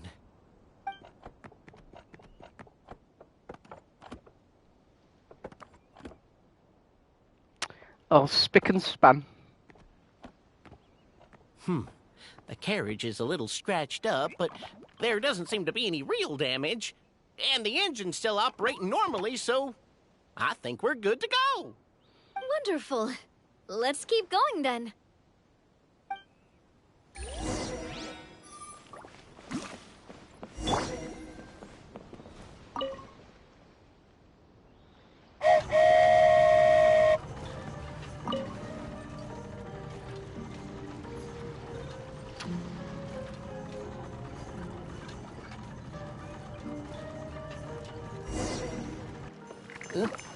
Uh-oh.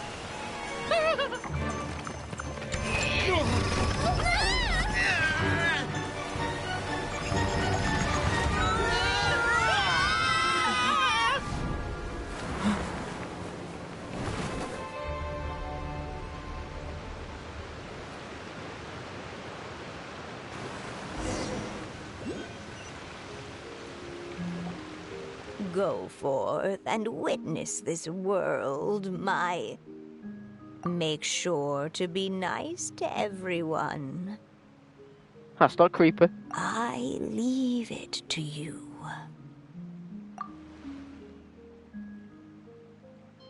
Are you okay, Miss Nilu? I'm fine, but I think the Traveler is still unconscious. We're lucky this guy caught us on the way down. Oh, it's the Wanderer. Passed out from a little fall, did ya? How fragile. Aw, cut him some slack. The Traveler's had a rough few days. We should just let him nap for a bit. But my leg's falling asleep. You couldn't have set him down on the grass over there, Hat Guy? Ha! I go out of my way to save 4 people who fall out of the sky, and now you're nitpicking my choice of soft landing? That's the most ridiculous thing I've ever heard.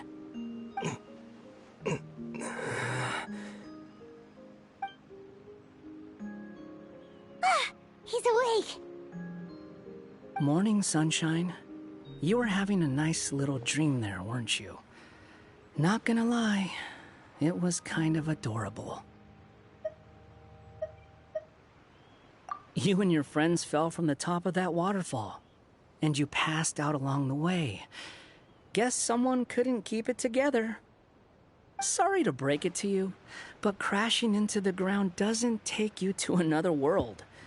That kind of thing only happens in those stupid light novels they sell in Inazuma. So, do you know how we got here and why we're here?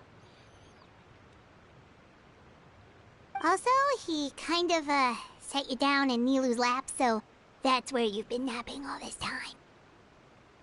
Thanks for telling me that. Hi, Mon!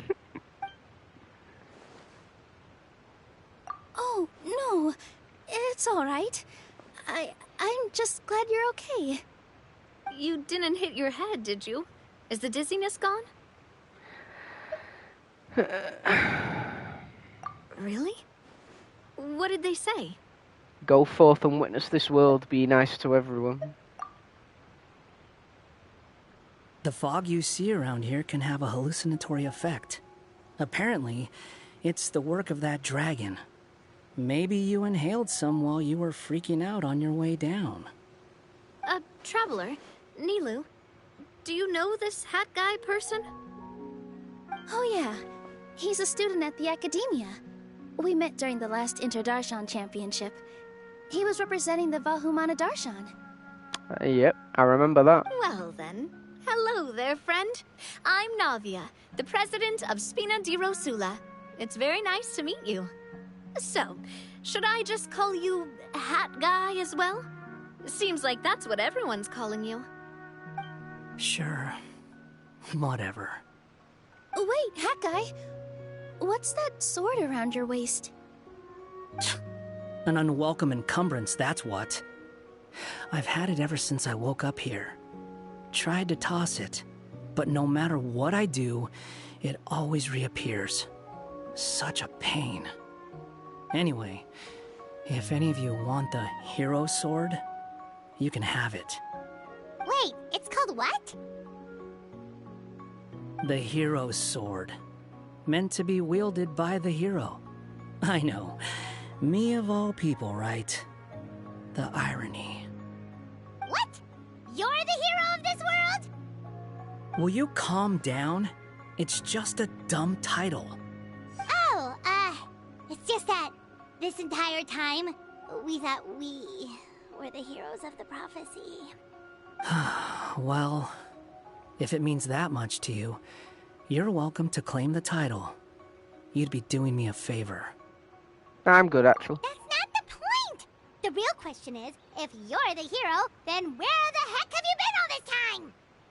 Looking for a way out. I heard there's a boat in this area that can bring you to another world. So I came to investigate. But look at the state of things around here. The lighthouse collapsed. The boat won't budge. I say we try to find a different way out. Huh. Paimon's guessing a voice told you what you were supposed to do here. That's what happened with Navia and Nilu, at least.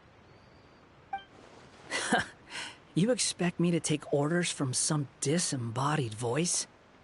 Hey, wait, where are you going?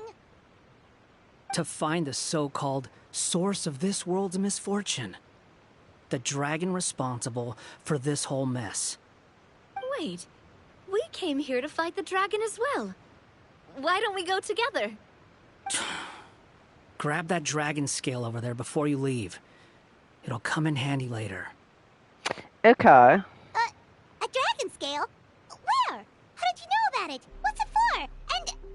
Have you ever considered keeping your questions to yourself?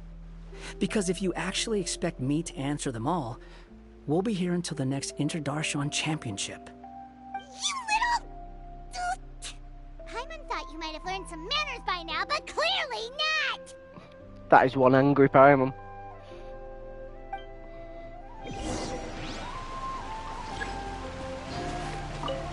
New Mode 0 Moments gameplay content. I can't even read it fast enough.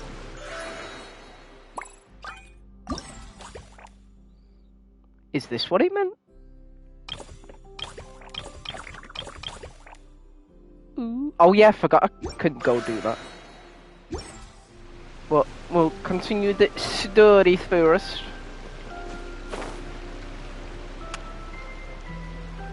It's gonna be in the chest, isn't it?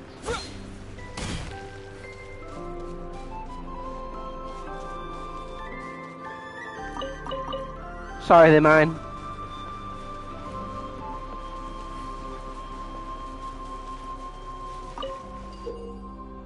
Colourful toy blocks you can occasionally see by the road. Approach and use the interact button to pick up and carry blocks with ease, but don't get too far from the main body of the toy.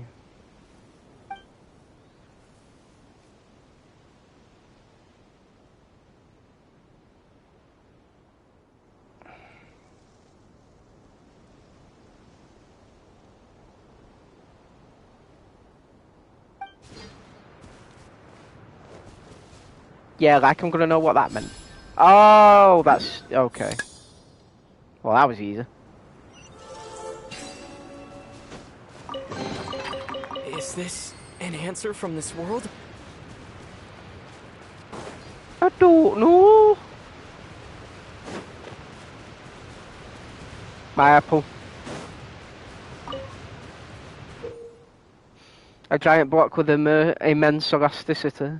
Landing on or jumping up from an elastic surface will let you fly up to higher positions.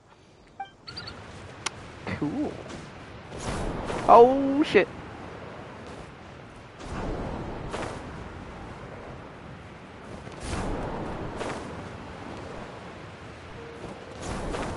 Oh no, no, no, what did I do that for? You stupid... I made it, I just about made it.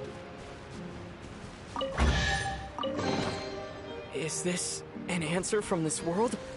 Who knows?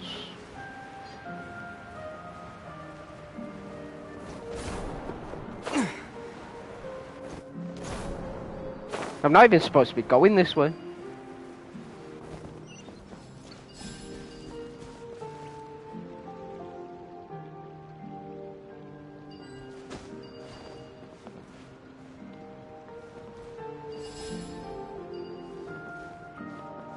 Oh, I see.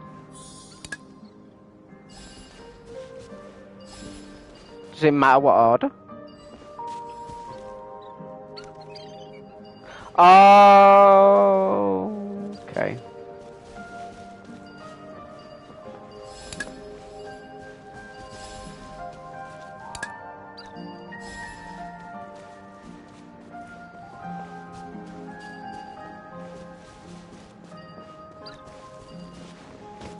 You think it'd be obvious?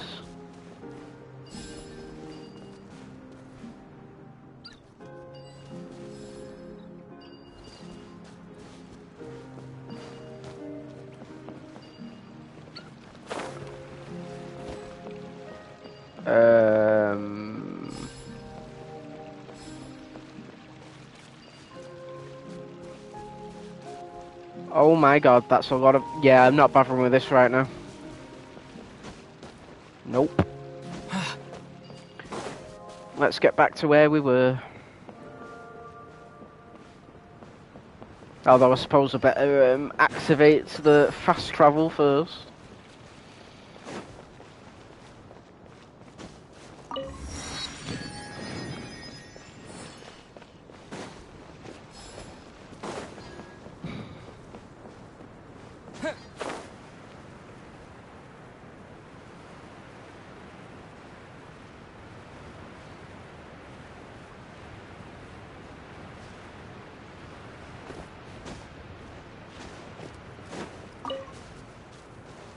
Right, so it's obviously here somewhere.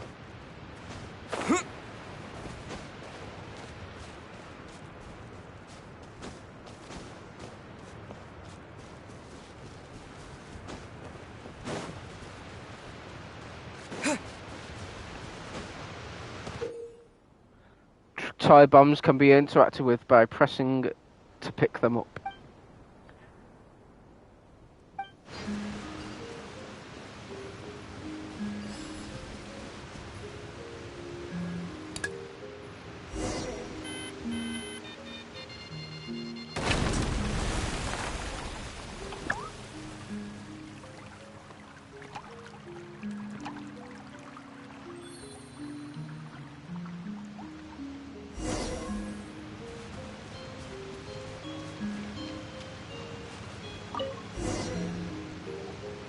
This should do it, right?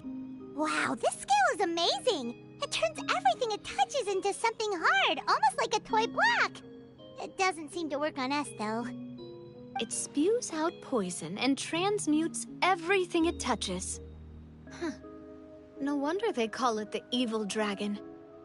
Your Majesty, Madam Very Brave Hero!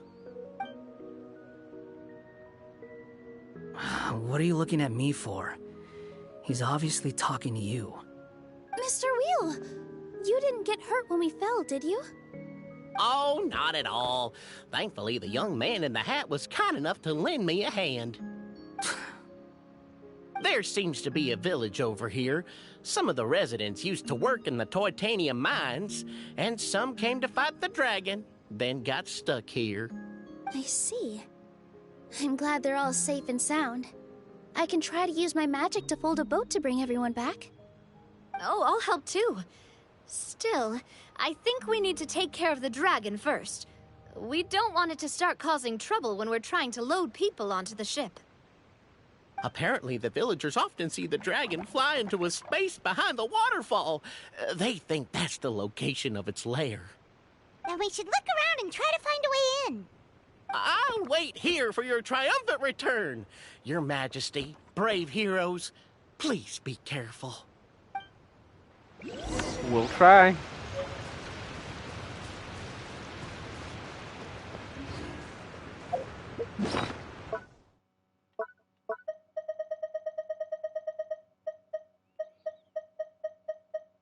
Where's the dragon scale?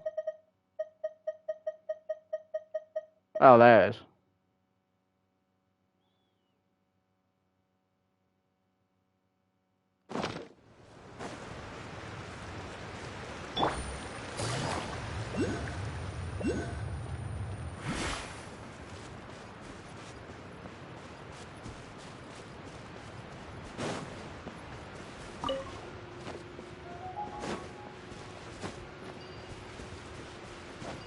Why do you have bird eggs on your head?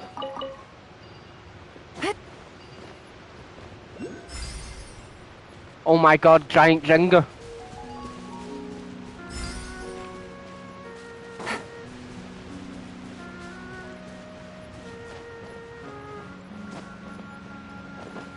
I fell in a hole.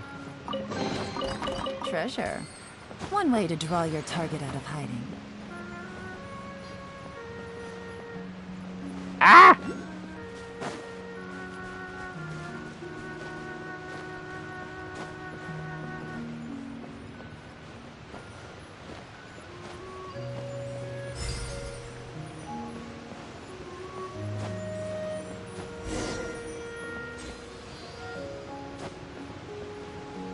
Now what? That's definitely the waterfall. Oh, here we go.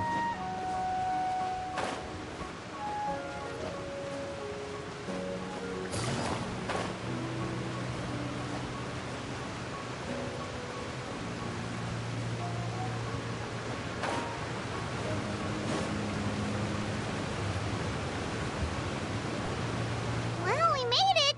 But with the force of this waterfall, there's no way we're getting through. Quick, take out the dragon scale. Wait, but... No.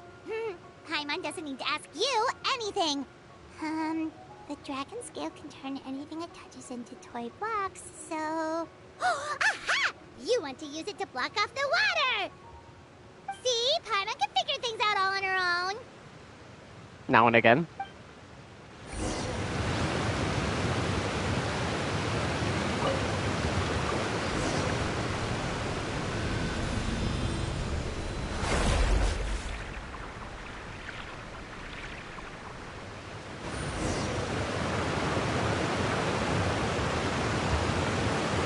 Take it easy.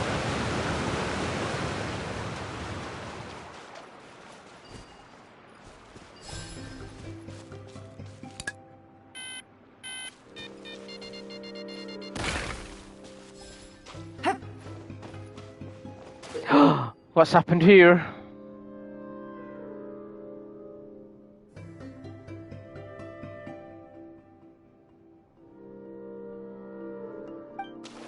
For God's sake. Now I need a fire character.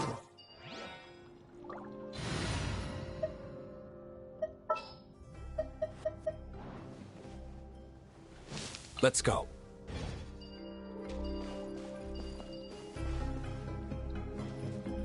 So dark, so cold. Oh my god, get on there.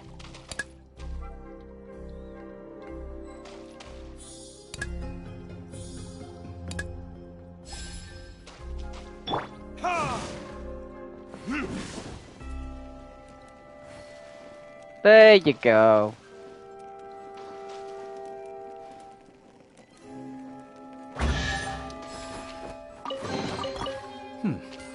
Better than nothing.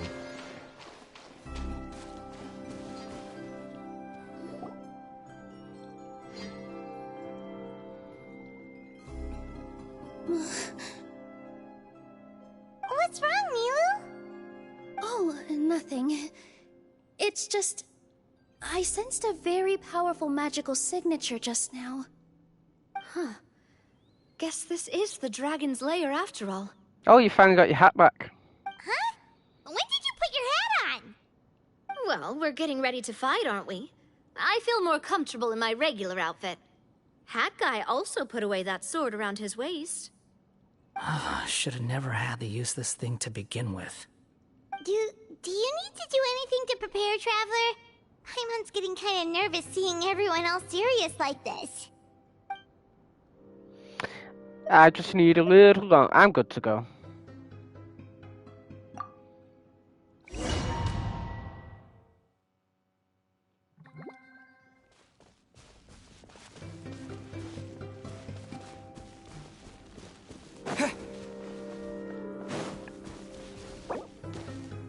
Oh, ad break coming up. Do, do, do, do, do, do, do, do.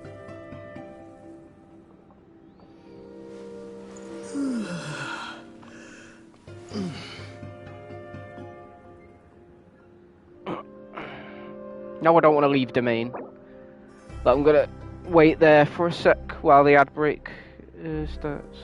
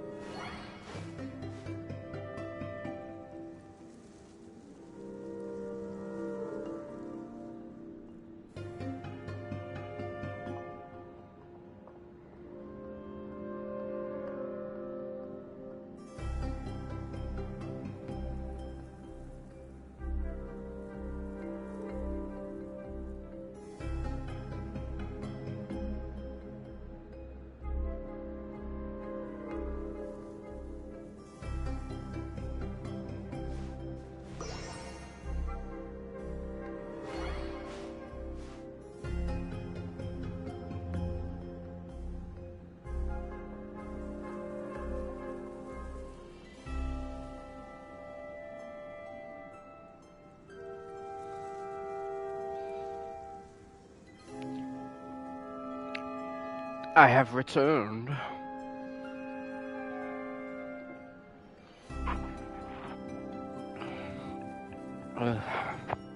Let's go on with it, shall we? Oh, looks like we're not the first ones to make it in here.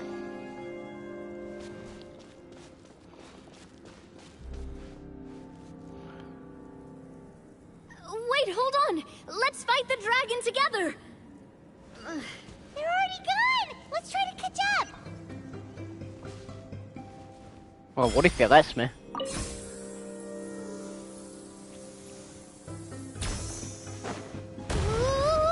what's that sound? Is it an earthquake? Where'd they go? Reckless idiots.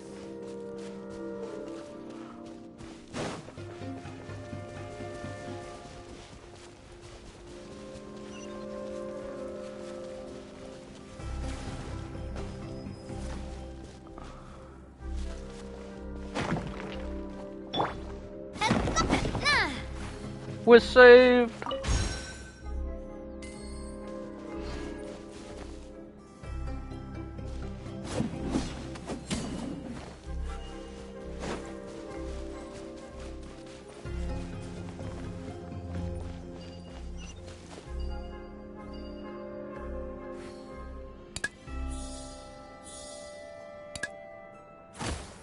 There we go.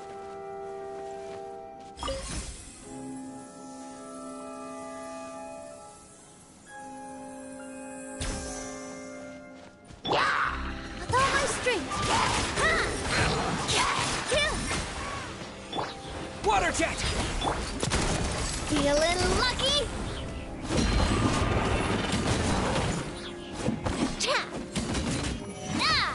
The wind rises.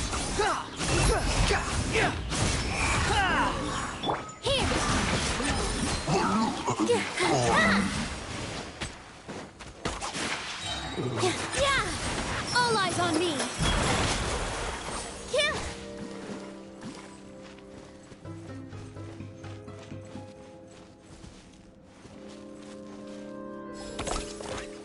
Oh. Use this.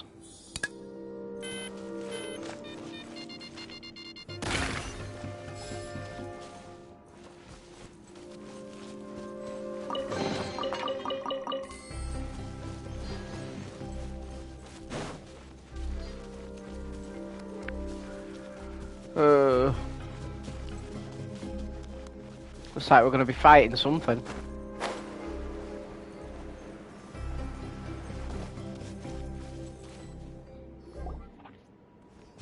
Huh. This space is completely empty. My mom bets this is where the dragon sleeps. Watch out in front. It's coming.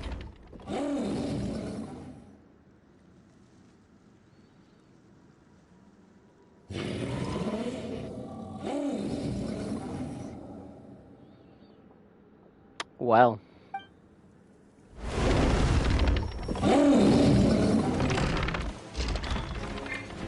Whoa, that dragon is huge! And it just attacked us without warning! It's throwing Lego bricks at us. Most dangerous of attacks.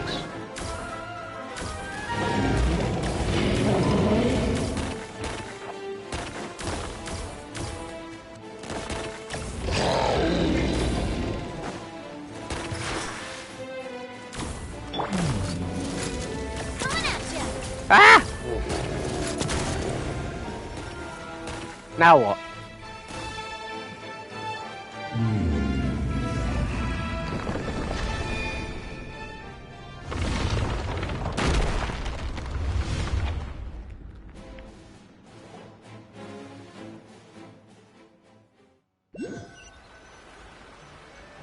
The Black Miss Blue.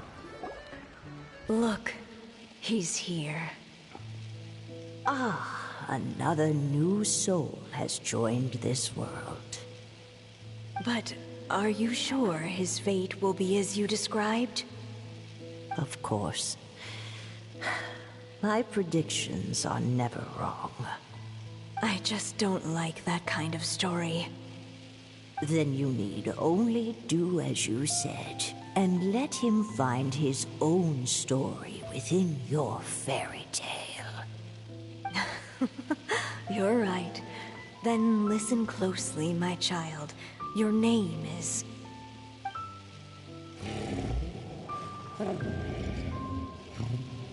Leaving us on edge there.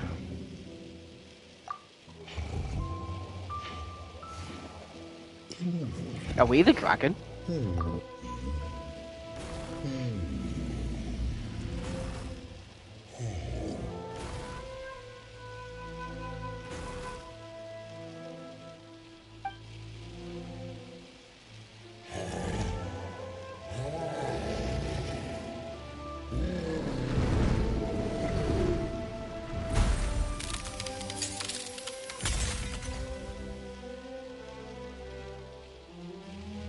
Are we above Constellation Metropole?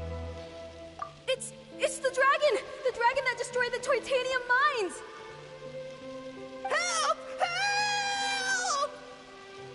Soldiers, pick up your weapons! Destroy that monster!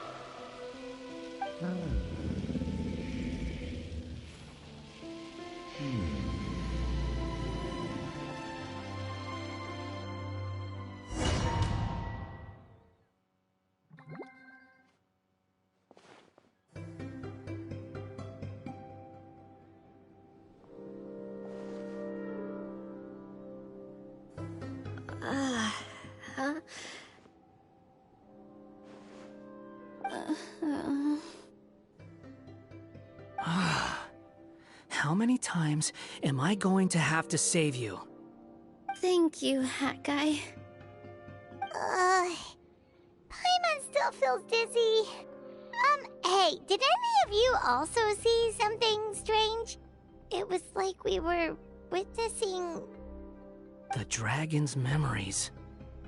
Sounds like we all saw the same thing just now. Well, we definitely saw a different side to the story. Watching it all unfold, Paimon couldn't help but feel bad for the dragon. This world might be a lot more complicated than we thought. The next time we encounter the dragon, how about we try talking to him instead of fighting? That sounds like a good plan. But maybe we should figure out where we ended up first. Huh.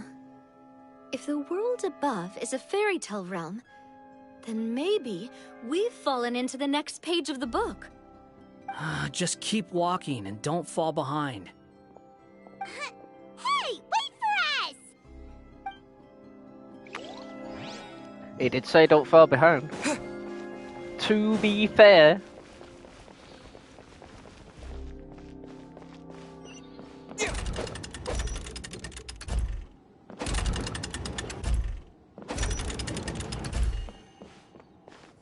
Wow, this place looks a lot different from the dragon lair.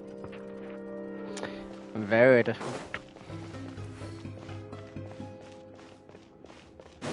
Mysteries are becoming...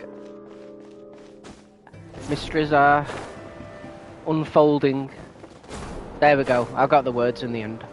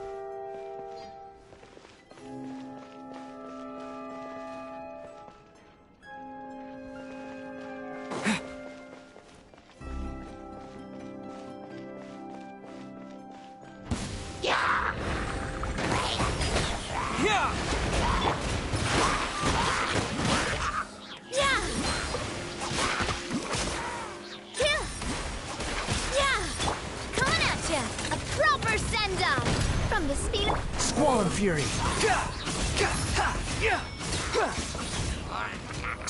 Know your place. With all my strength. This dance is for you.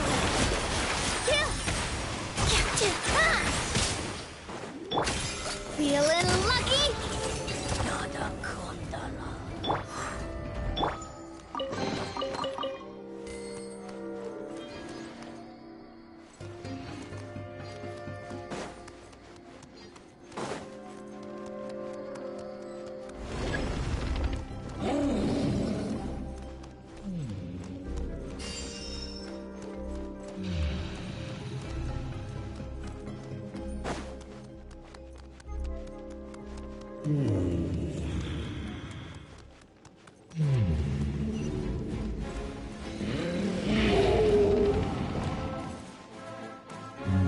He seems angry. We just want to talk to you. Don't get any closer.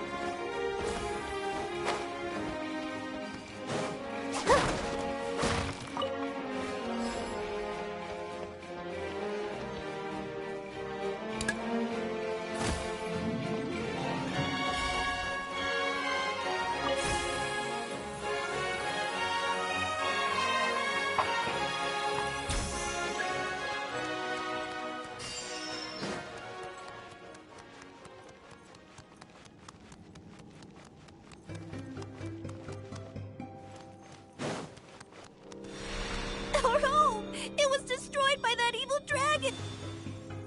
The stars! It flew away with the Metropole stars! Oh no! We didn't get eaten by the dragon? The dragon just dropped us off here? Hi, guy! You're getting too far away!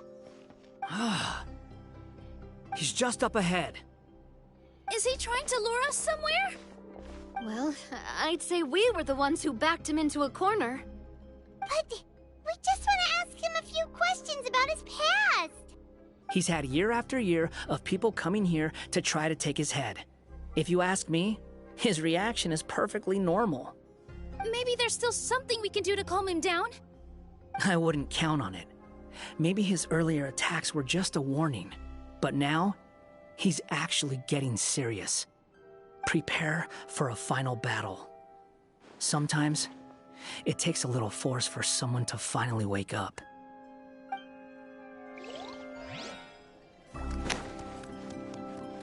Suppose he knows from experience.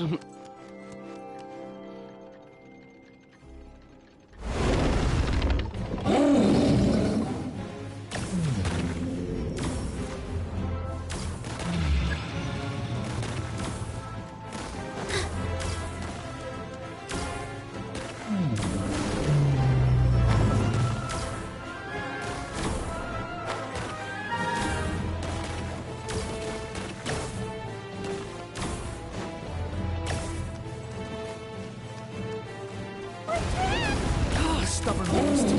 You really want to get beat up that bad?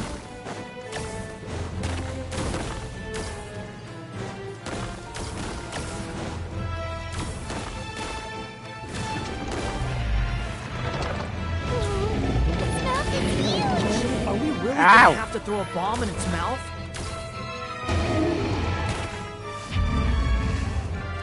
Apparently so. Watch out! If you fall, you're on your own this time.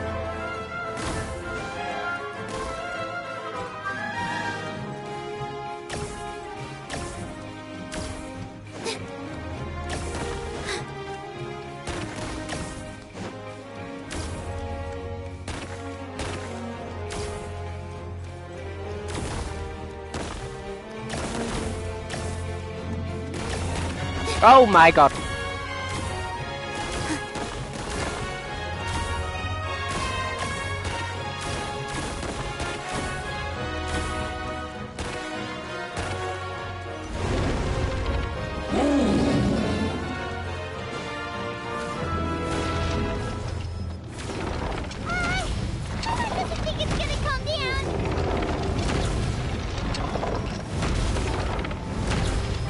Oh my god.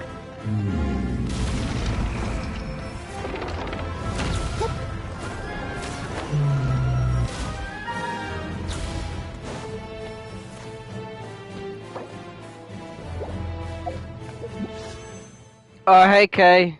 I'm doing good. How are you? Hope you're good.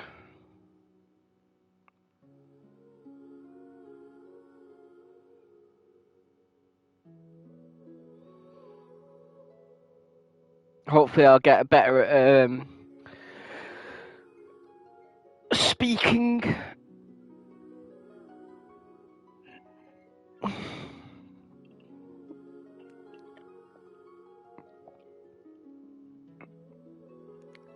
Right now, I don't know if like people are still here, but mostly probably just Ellen and Camo for now, if it lets you.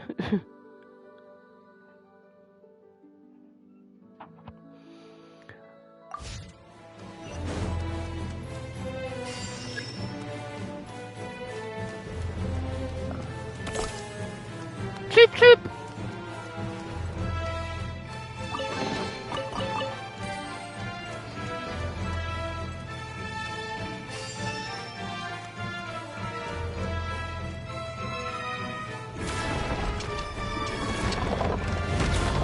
Oh, you son of a shit!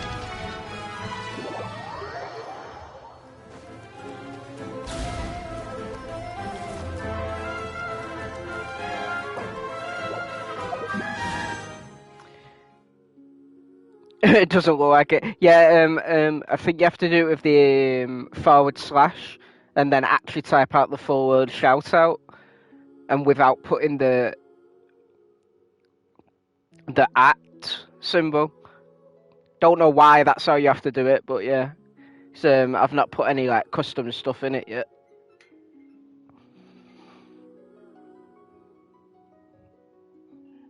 I'll get on it at some point.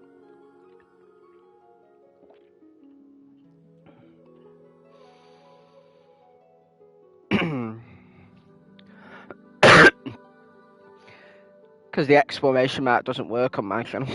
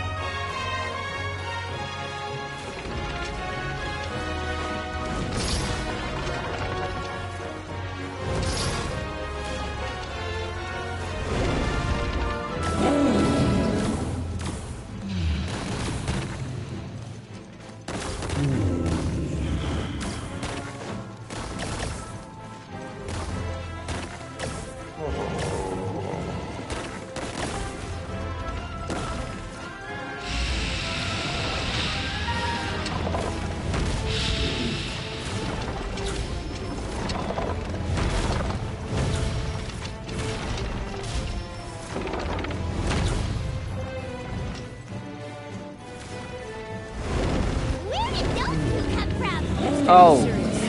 Don't get hit. Ruh-roh. Oh shit.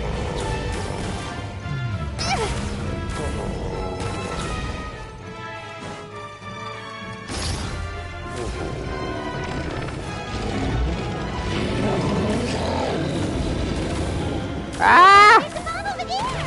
Just like before! Throw the bomb right into its mouth! Oh my god.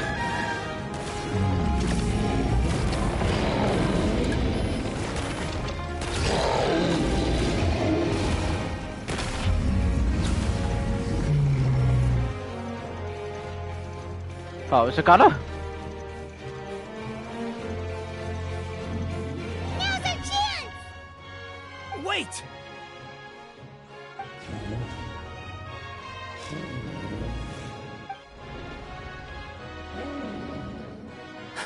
Huh?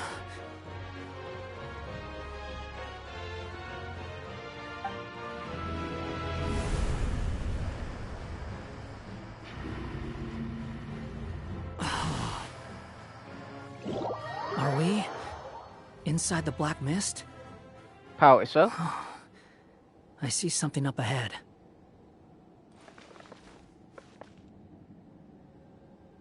Are you sure you want to create this child, Em?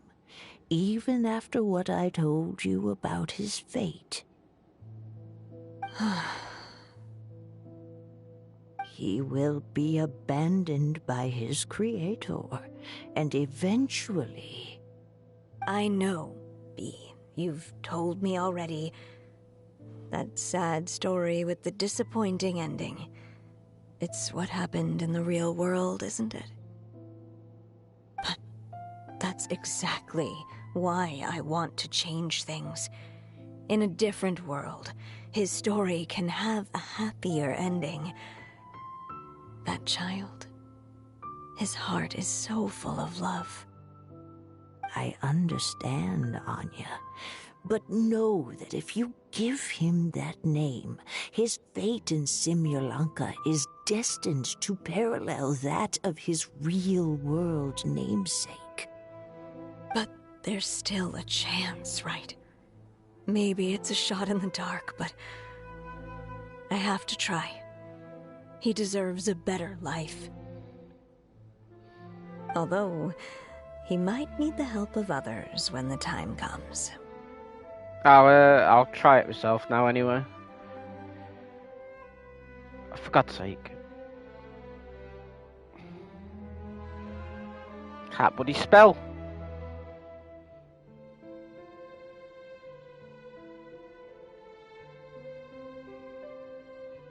And then I'll wait a bit, because it won't let me do them one after the other.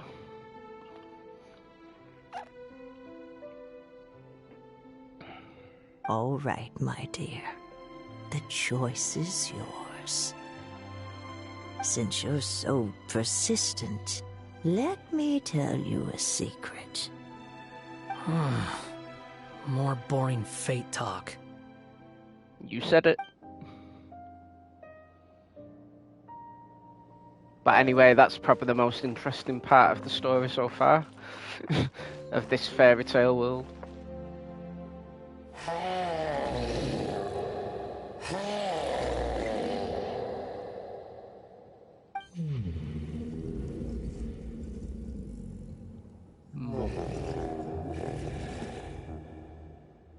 I'm sorry, my child. Unlike my friends, I don't have a long time to live. All said and done, the story of my life will be shorter than the fairy tales in this book. So I will have to leave your side, I'm afraid. It's okay. It's okay. Once I'm gone, I will become a star in Simulanka and watch over you from above. If you ever feel lonely, just look up towards the sky.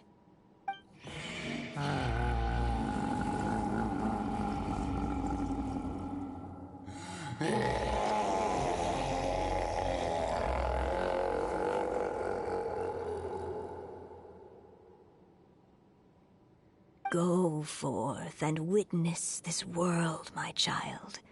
Make sure to be nice to everyone. You'll meet good friends one day. I'm sure of it. That is my wish for your future. As for this world, I leave it to you.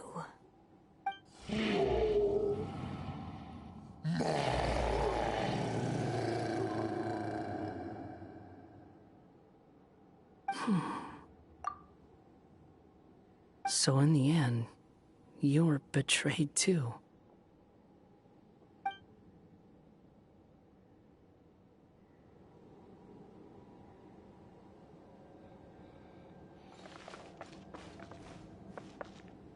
Hey, Mr. Dragon! He brought you some food. You must be hungry. What the hell?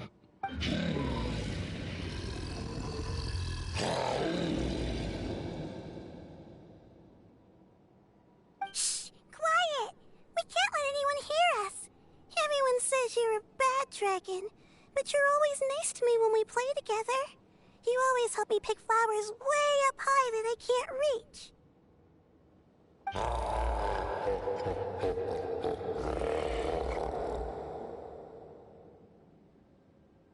It's okay. Just keep hiding here, and tomorrow I'll... Oh no, my child! Help! Somebody help me! Save my child! The dragon's trying to kidnap her! No, Mom! It's not like that! Listen to me!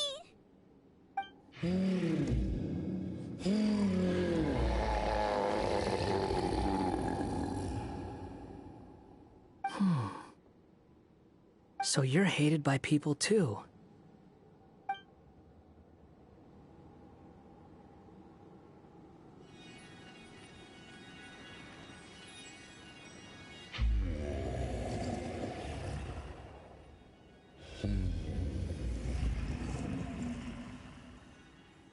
So that's it. That's really your wish? To never have been born at all? That's not a fate you should wish for.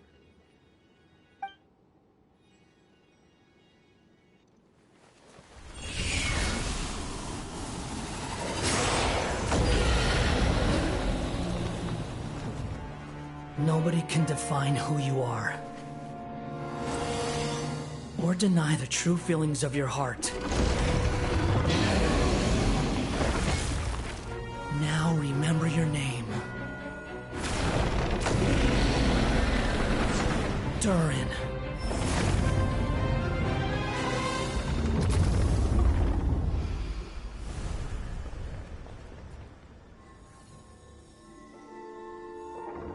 It's all right now.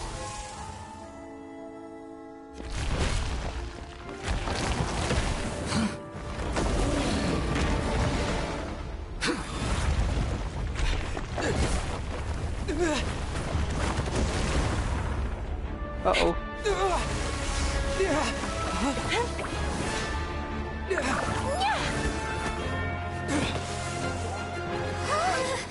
Watch out!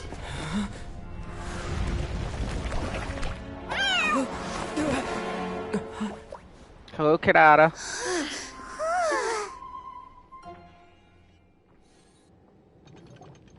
That was a close call. Are you guys all right? Back in Constellation Metropole, I heard people saying you'd gone to fight the dragon, so I followed you here. Right when I managed to catch up, I saw you fall through that hole. Do do do do do do do.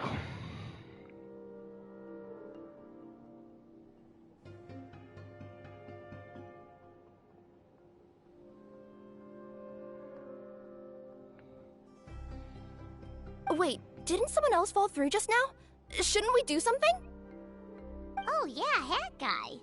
Well, he can fly, so he'll probably be fine. He called the dragon something earlier. It sounded like he said... Durin. Durin. That's his name. Oh, Hat Guy, you're okay.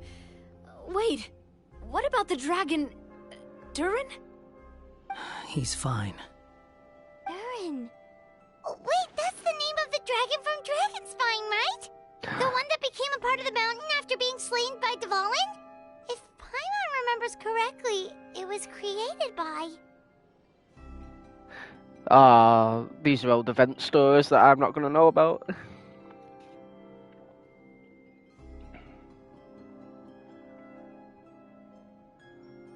Right! It was created by Rhine Daughter!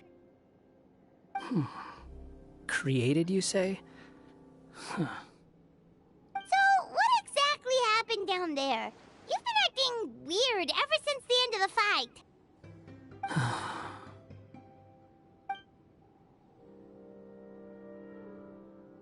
So that's the truth about Simulanka's evil dragon. What we saw in the mist weren't hallucinations, but the dragon's memories. Everything I heard during my fall must have been things said to Durin in the past. Huh. I thought it was strange. The people around the Broken Sea are clearly stranded, but I never heard any stories about the dragon attacking the village. The people we met along the way are probably workers from the Toitanium mines, or guards who came here to claim the dragon's head. Durin probably allowed them to live here because there was nowhere else for them to go. When I first came to this world, a voice spoke to me and said, "You are the hero of this world. Now go forth and save the dragon." Huh. Who is the person behind this voice anyway? And why did they bring us all here? Come with me. The answer to all this can be found below.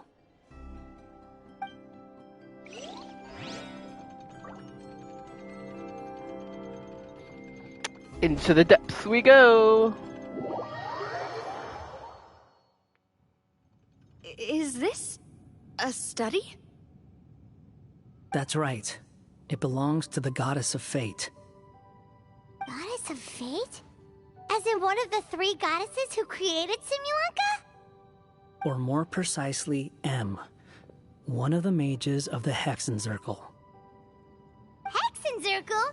As in... Sorry, Paimon shouldn't just regurgitate everything you say. It's just... It's a lot to take in. She created the story of Durin. Well, the Simulanka version at least. These records should cover most of what you want to know, including the identities of the other two goddesses. Read them for yourselves. Oh, that's going to be a long read, isn't it? Oh. By all rights, I should have been A, since A is the first and last letter of my name.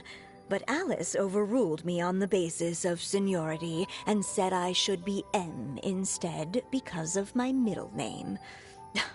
She really knows how to push my buttons.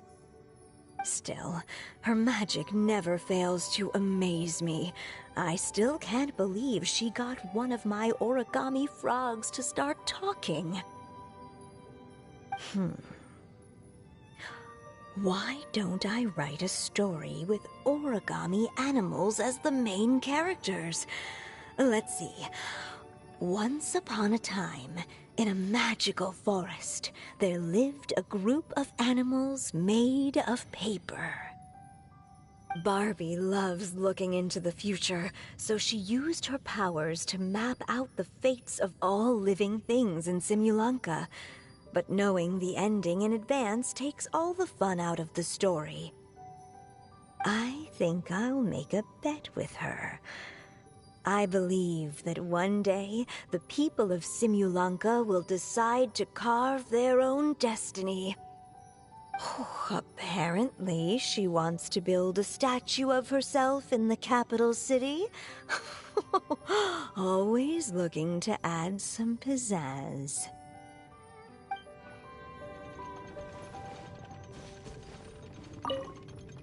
My dear sisters, I fear my pen shall soon run dry.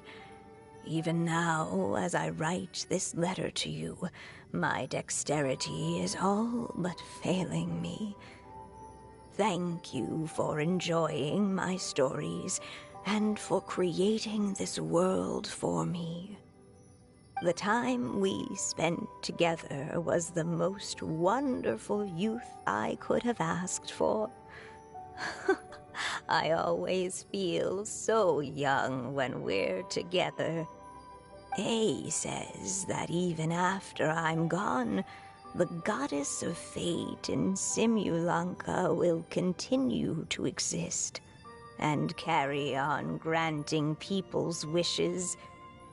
It makes me glad.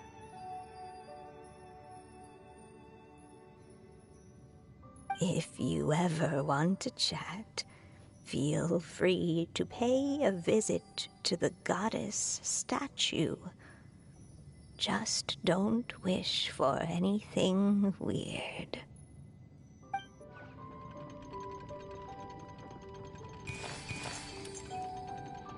It's Simulanka Durin. And he's looking up at something. A star.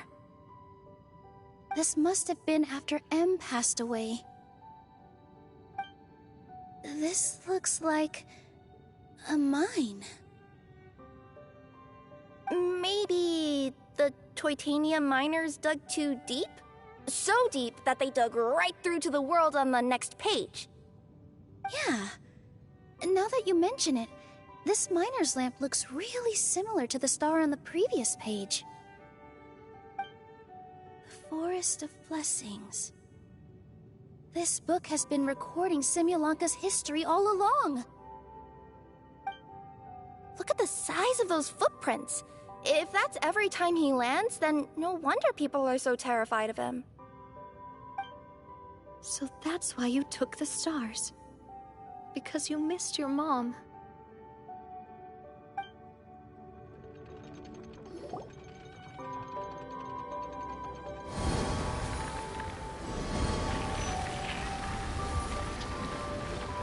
Huh. That statue looks different from the one in the Metropole.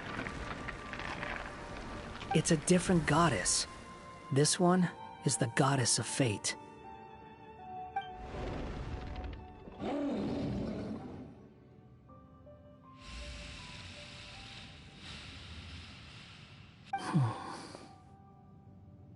It's all right now, Durin. Nobody here wants to hurt you.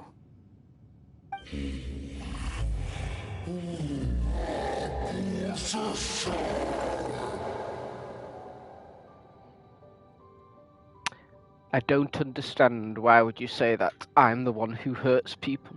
Don't say that, Durin! Paimon made a mistake. She was wrong about you. But it's nice to talk, isn't it? Now that we've all calmed down?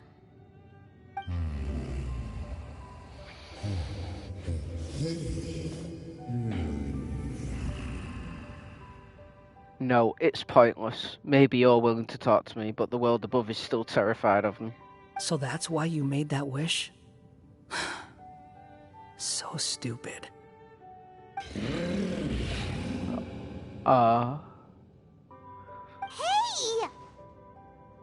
Anyone with eyes can see that all you want to do is get along with everyone.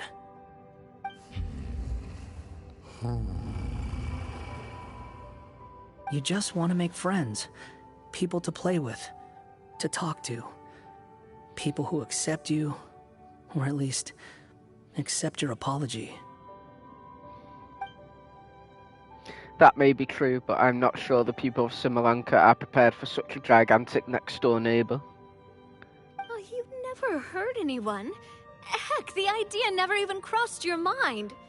Sure, you scared a bunch of people half to death, but that's only because they had no idea what kind of dragon you really are. Yeah. If you had a heart-to-heart with them, I'm sure they'd come to understand you and see your point of view. What's the point? As long as I'm cursed with this body, I'll never be able to live alongside them. Everything I touch will be turned into toy blocks. Anywhere I set foot's reduced to a barren wasteland. Is there no way for them to coexist, even if they come to an understanding? The curse. Huh? Nilu? Is it your true wish to live side by side with the people of Simulanka?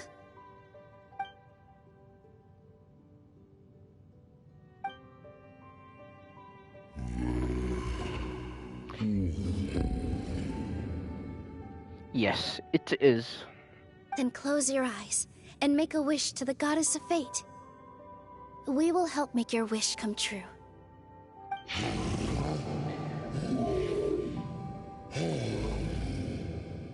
Huh? But how? Just trust me.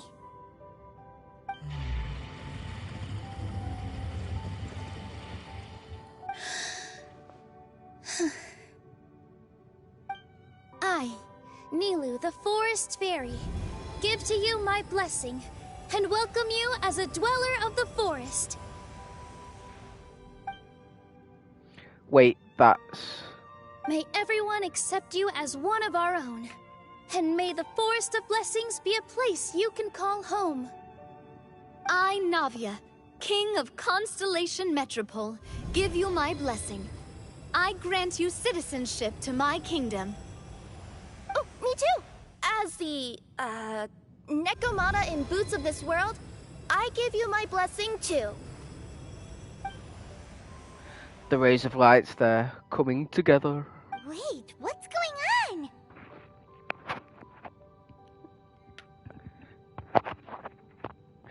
This must be the magic power of words.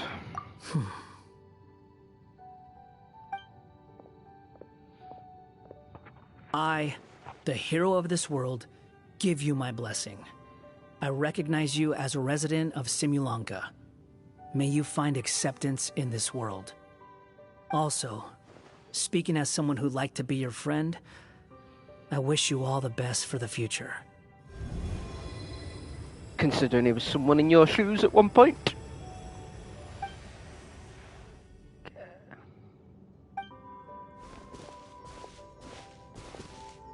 I, a traveler who has traversed many worlds, give to you my blessing. May you find friendship and goodwill, no matter where you go.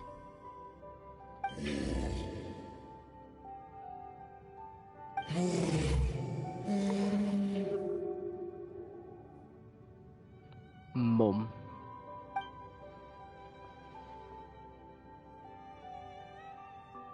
As for this world, I leave it to you. Huh? What? Why are you all staring at me? Huh? My claws.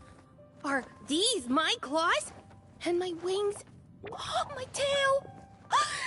Does this mean? Oh my god. It's adorable. Hey Luna, how you doing? Welcome in.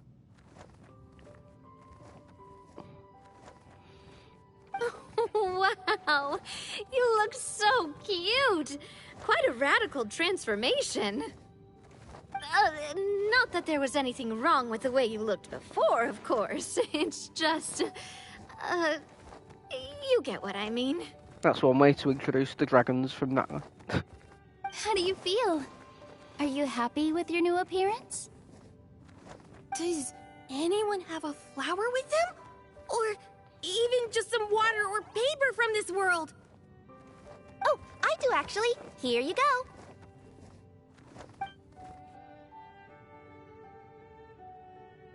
They're not changing.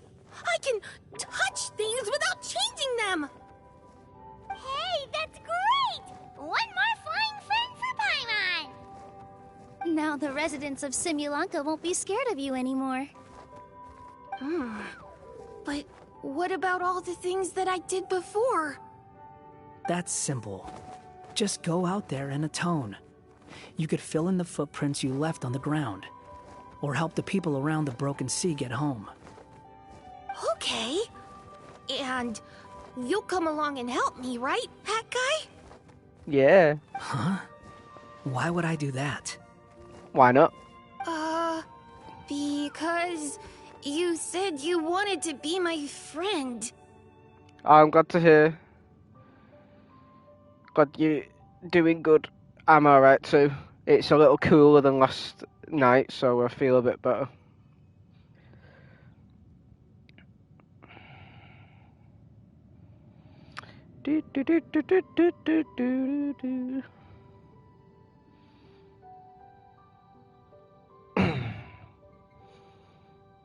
There you go. You little... Gah. Well, maybe I spoke too soon. Oh my god, just accept that you like being nice. Huh? But I thought... Don't make him cry! All right, fine. I'll go with you. Really? Yes, really. Lying to you would be no fun anyway. Oh, thank you! You're the first friend to call me by my name! Let's go back up. I'm about to suffocate down here. Oh, it feels so good to finally see Hat Guy meet his match. Don't be so insensitive. Yeah, okay. Paimon just never thought we'd see the day, that's all. All right, let's also head back up then. Don't be scared, Durin. We'll be right by your side. Thank you for your blessings, everyone! Oh, this is the happiest day I've had in a really long time!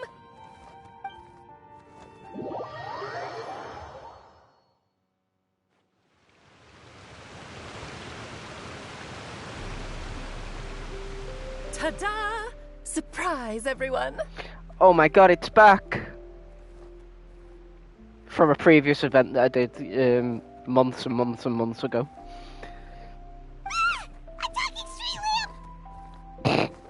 Alright. Hey, look. Hey, great, thank you. A talking trees! Street lamp. Street lamp? Oh my! You mean you still don't remember me after all the times we've spoken? It was over a year ago. I know that voice! It's Mom's friend! Aris! Hello there, traveler and friends. And Durin, it's good to see you. You've changed quite a lot. In fact, you look so different that perhaps I should call you Mini Durin. Mini Durin, huh? Yeah, I like the sound of that. It's nice being smaller. You must be one of the 3 goddesses of this world. Are you the goddess of creation? Yep, that's right. But although it's the most impressive sounding of the 3, to be honest, we all made an equal contribution toward the founding of this world. If you've ever read any of M's stories, you'll know just how enchanting the worlds are that she writes about. So enchanting that I just had to step inside and explore it for real.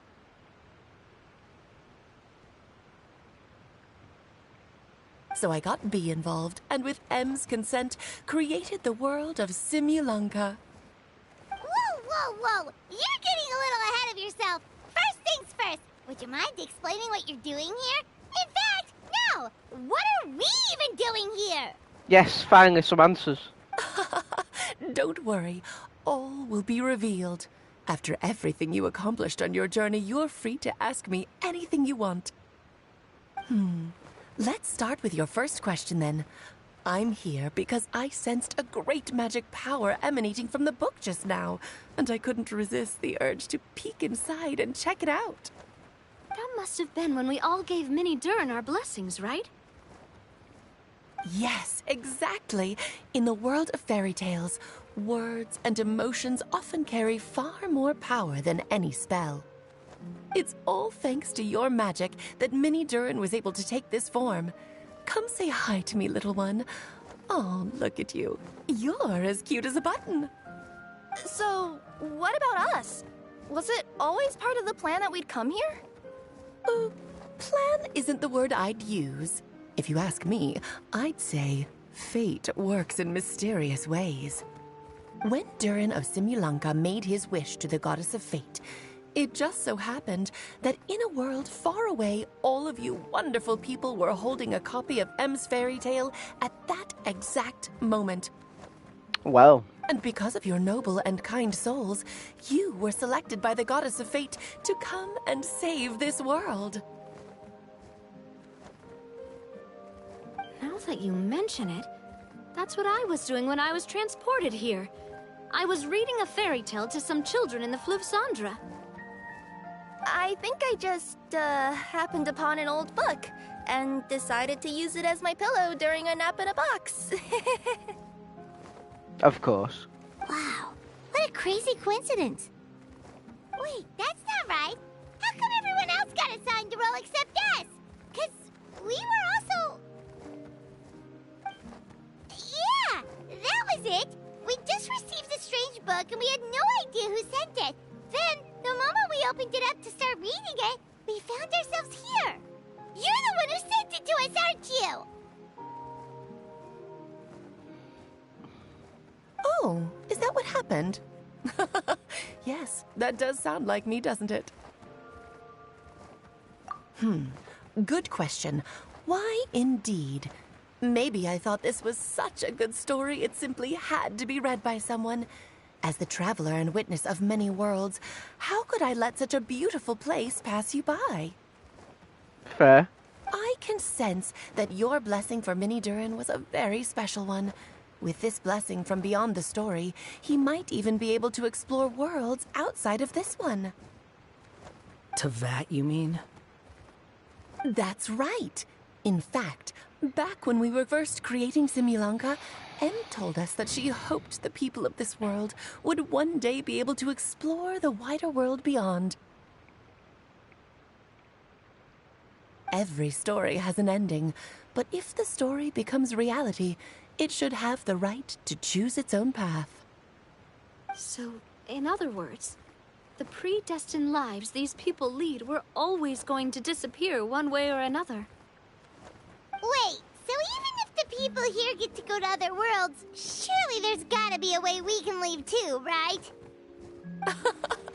Don't you realize you've been able to leave all along?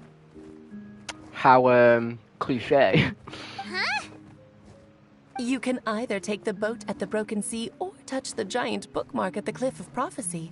All you need to do if you want to leave is focus on the place you want to go. How were we supposed to know that if you never told us? Huh, didn't I? Well, given how smart and capable you are, surely it can't have posed a huge problem for you. As for your other friends who were summoned here, if I had to guess, I'd say the Goddess of Fate probably didn't tell them about it because she wanted them to get engrossed in the story. She's M's reflection, after all. It wouldn't surprise me if she shares M's love for cliffhangers. Oh, here comes an ad, so I'll keep it paused. I mean, I'll leave it here until the ads are over.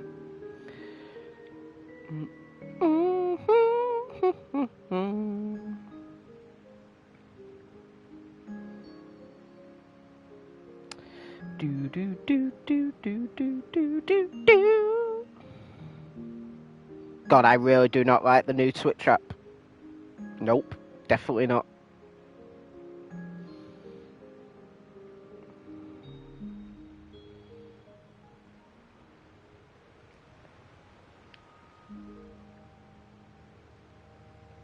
Yet, so many games. I can never decide each and every day. So many to start and so many to finish off.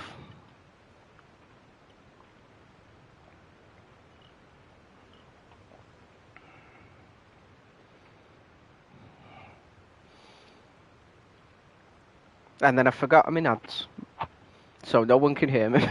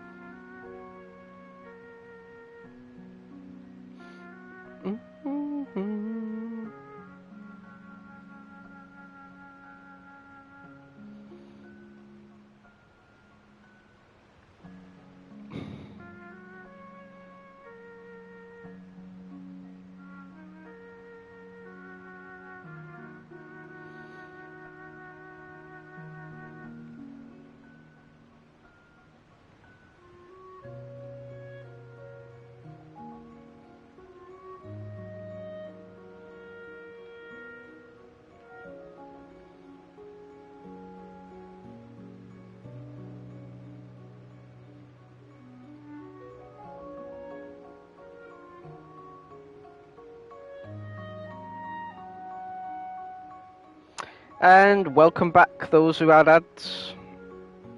Hope they weren't too long.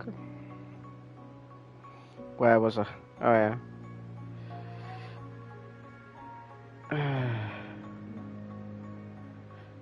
Yeah, I'm not sure really because there's so many games that are already out that I've still got a list of to play. But yeah, Visions of Mana's another one I really want.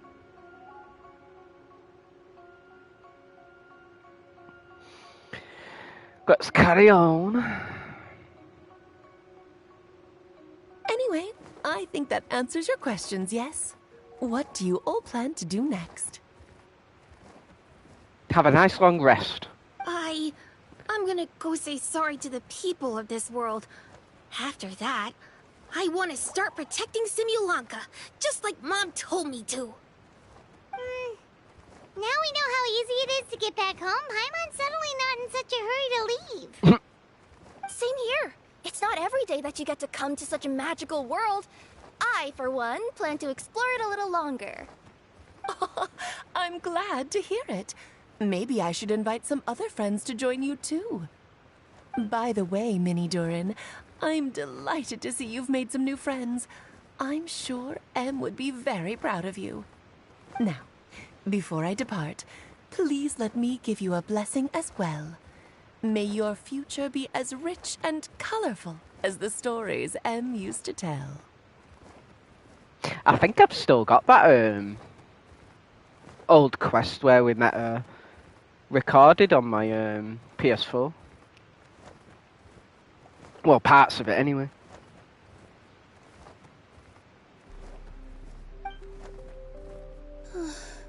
She's gone. I might have to upload it. Guess this is where the hero's journey comes to an end, huh?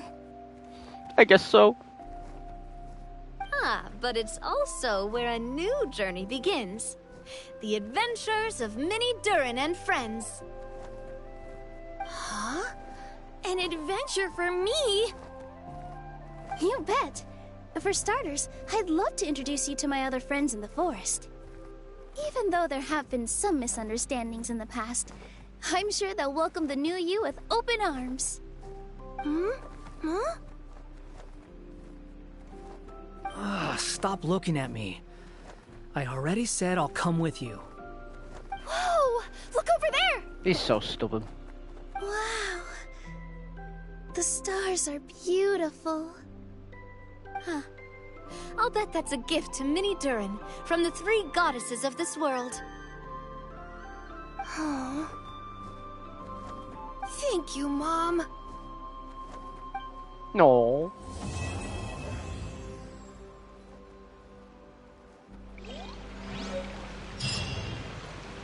Oh my god, I get to keep the book. Nice.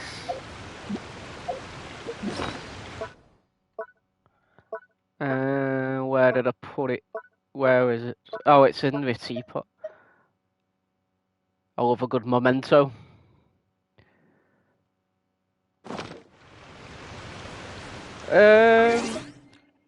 I think I'm gonna leave it there till next time. I didn't like Fallen. Oh, I watched my man play Star Wars Fallen Order, but I haven't played it myself. Yep, sounds familiar.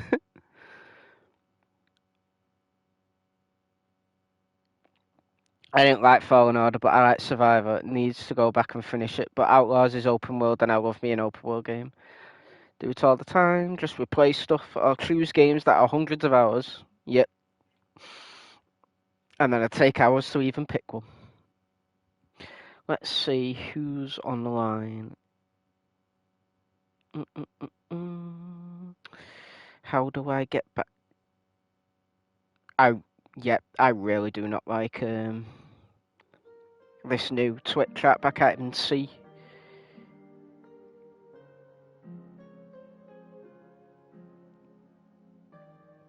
Who's on bloody line? How the hell do you use this thing?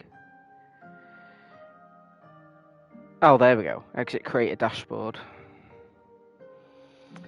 I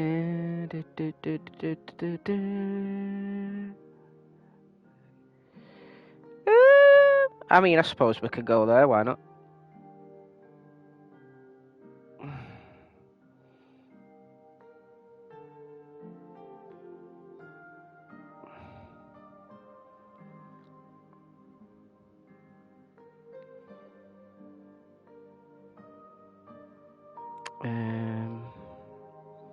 I better actually check. Right.